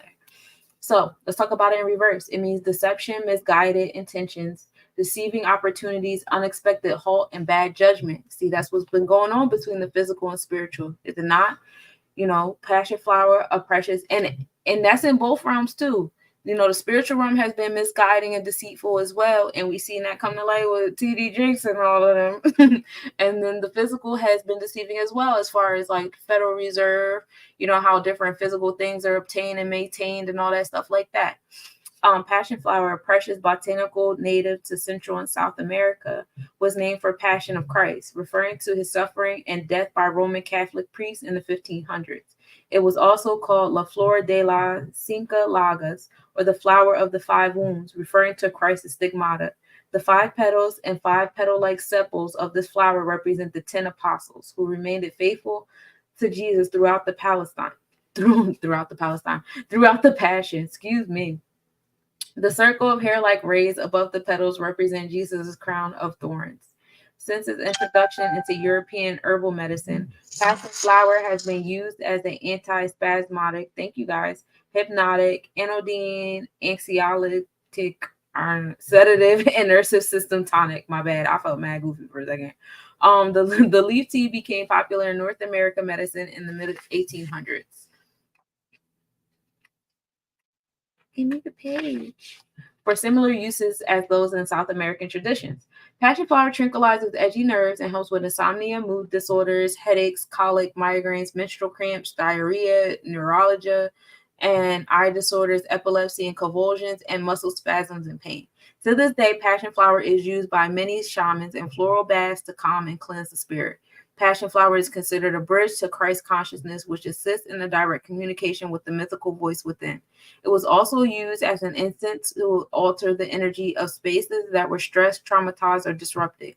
Passion flower is ruled by the mighty powers of Neptune, the planet of spiritual realization, religious experiences, the spirit world, and Maya, the great illusion. Guidance. Passion flower symbolizes surrender, sacrifice, and the crucifixion of the ego. Passion flower resembles the need to sacrifice in order to make space and move forward. The all-seeing double-headed owl symbolizes the great understanding perceived from both sides, whether it be upside down or inside out, and bestows goddess passion flower with the unseen truths as she performs rituals for letting go. Owl is symbolic. The owl is symbolic, which you see in the background is the owl down there. It's symbolic with what needs to be seen. Passion flower today might reflect the need to suspend actions that aren't aligned with your spiritual path. Some of y'all is trying to align this fake shit with some real shit because y'all following false prophets that's giving you this danky ass rhetoric of broke and woke because they made it rhyme or whatever the fuck. And both of those terms are false as fuck. And if you know, you know, we're not playing these games with these folks no more. That's it. Abundance is not pinnacle debt notes. That's not abundance. Passion flower today might reflect the need to suspend actions that aren't aligned with your spiritual path. Are there certain decisions or actions you made that you must sacrifice in order to reassess your direction? Honor your intuition. It's okay if projects or original ideas come to an unexpected halt. Discernment is key to experience greater truth and opportunities. All right. And so for the last one, remember we got the Two of Swords and the Reverse Knight. And that is with ayahuasca, which is rebirth. I'm going to read the ayahuasca one with you.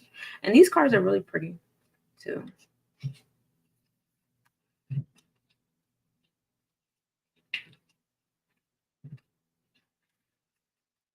And it was upright. So it represents rebirth, mastery, great revelation, discovery of higher self, meeting with the creatrix, divine messenger, gifts from spirit, realization, telepathy, and transcendence. Ayahuasca is an ancient ceremonial brew native to the Amazon, used as a sacred spiritual medicine among many indigenous people within South America. And Kikwa, Aya means soul spirit, and Huasca means vine. Ayahuasca is primarily made of two key plants, one vine and another one, also known as the tripuna, along with other ingredients which vary depending on the medicine maker. The ancient ayahuasca brew is traditionally prepared for curing ills, divination, and as a diagnostic tool for healing others. It is served by a shaman as sacred songs and dances are performed to honor and invoke the spirits. The brew induces a profound visionary state, igniting supernatural abilities such as vivid communication with ancestors, relationships with interdimensional beings, the ability to see into the future, and more. Amazonian folk healers have used ayahuasca primarily to rejuvenate the body and soul, as well as to purge the body of accumulated toxicity as a cellular, gastrointestinal, and psycho-emotional cleanser. Scientific studies show that ayahuasca may benefit those dealing with depression and PTSD. Shamans connect trans-dimensionally to the supernatural world, the spirits of nature, and the universe, receiving key information about the universe and specific instructions on how to heal individuals. True shamans are mystics, healers, and divine messengers. They enter portals and fulfill tasks and duties beyond our third dimensional understanding. Ayahuasca is regarded as a master plant by shamans and is used as a primary medium along with other herbs and herbal practices that assist in the process of purification and receiving supernatural skills that allow them to channel divine energy. That was a run-on sentence, and y'all could have put a comma somewhere in that hoe. Anyway, since ayahuasca is composed of two sacred plants, each one archetypally contributes to its essence to create this perfected elixir. Neptune is fertile ground that holds the vision, and Pluto is the cathartic experience that broadcasts the visionary state, and the profound wisdom gained is Jupiter's blessing. You are mastering the power of awareness when aligning to a higher power. Ayahuasca's spirit is here to support your ascension, drawing upon ancient wisdom embedded in your DNA and the earth. Allow yourself to be shattered as you travel through the cosmic womb. Ayahuasca catalyzes purification through the cathartic release of the known, only to reveal undiscovered terrain within your soul. You are the one with the magnetic brilliance of Source, the intelligence that orchestrates the great mystery. Feeling lost in the labyrinth only comes... What? Feeling lost in the labyrinth only comes when a loss of intentionality or respect happens. Offer your greatest intentions, sacrifice your needs, enter into the void without expectations. What is she doing over there looking into the darkness? Awari, and allow yourself to be consumed by the oceanic consciousness. Remember, dear one, that to heal the world, you must heal yourself because you are the source of love. And I told y'all, in order to put this Knight of Wands upward, you got to put this Two of Swords in reverse. And that's exactly what she's doing. She's looking over her shoulder into the darkness, into a cocoon, looking back. That's what you got to do in order to move forward with this Knight of Wands. I love when my card spreads is aligned. You know what I'm saying? If y'all want a one-on-one card spread reading, come all at the goddess. Anyway, that's what I got for y'all as a collective. I hope it resonated. I hope you guys took your keys that you needed, the confirmations that you needed. You know that the stars are supporting all these things that are happening down here, as above, so below. Whatever algorithm or matrix that you align, they all on time and divine. I love the shaman on that card. He has word. Yeah. I like these cards. These are really cool. Yeah, I definitely want to take that journey. This is the Herbal Astrology Oracle deck. And I like it. That's why. I really like it. I can't wait to get to know them, get more acquainted with them. But I've really been enjoying the journey so much so far. I haven't had an Oracle deck yet, so this was a really cool. And that's fun. I'm gonna stage my cards and do my 1-2, and I'm gonna let y'all go. And yeah, thank you guys for tuning in with me. This was a great one. I hope you learned stuff today, and I will see y'all next Wednesday for the next hump day reading. Is next Wednesday the last hump day reading before the next planetary forecast? That's wild. Time does fly when we're having fun. All right, I love you. I love you, Cosmic Nobodies. Reach out to me if you guys are looking for the nomination link to nominate your healers and all that fun stuff. Reach out if you would like a personal reading, you know, whether it's a numerology, gematria reading, or astro chakra reading, where I could place your personal planets into the chakras the way you just seen how I do it on the transit chart. I could do the natal or progressive, tropical, draconic, or Vedic, and or all of the above, whatever. I also do astrocartography. It's a fun time there too. And that's what I got for y'all. Peace, peace. I'm going to bed. I'm tired.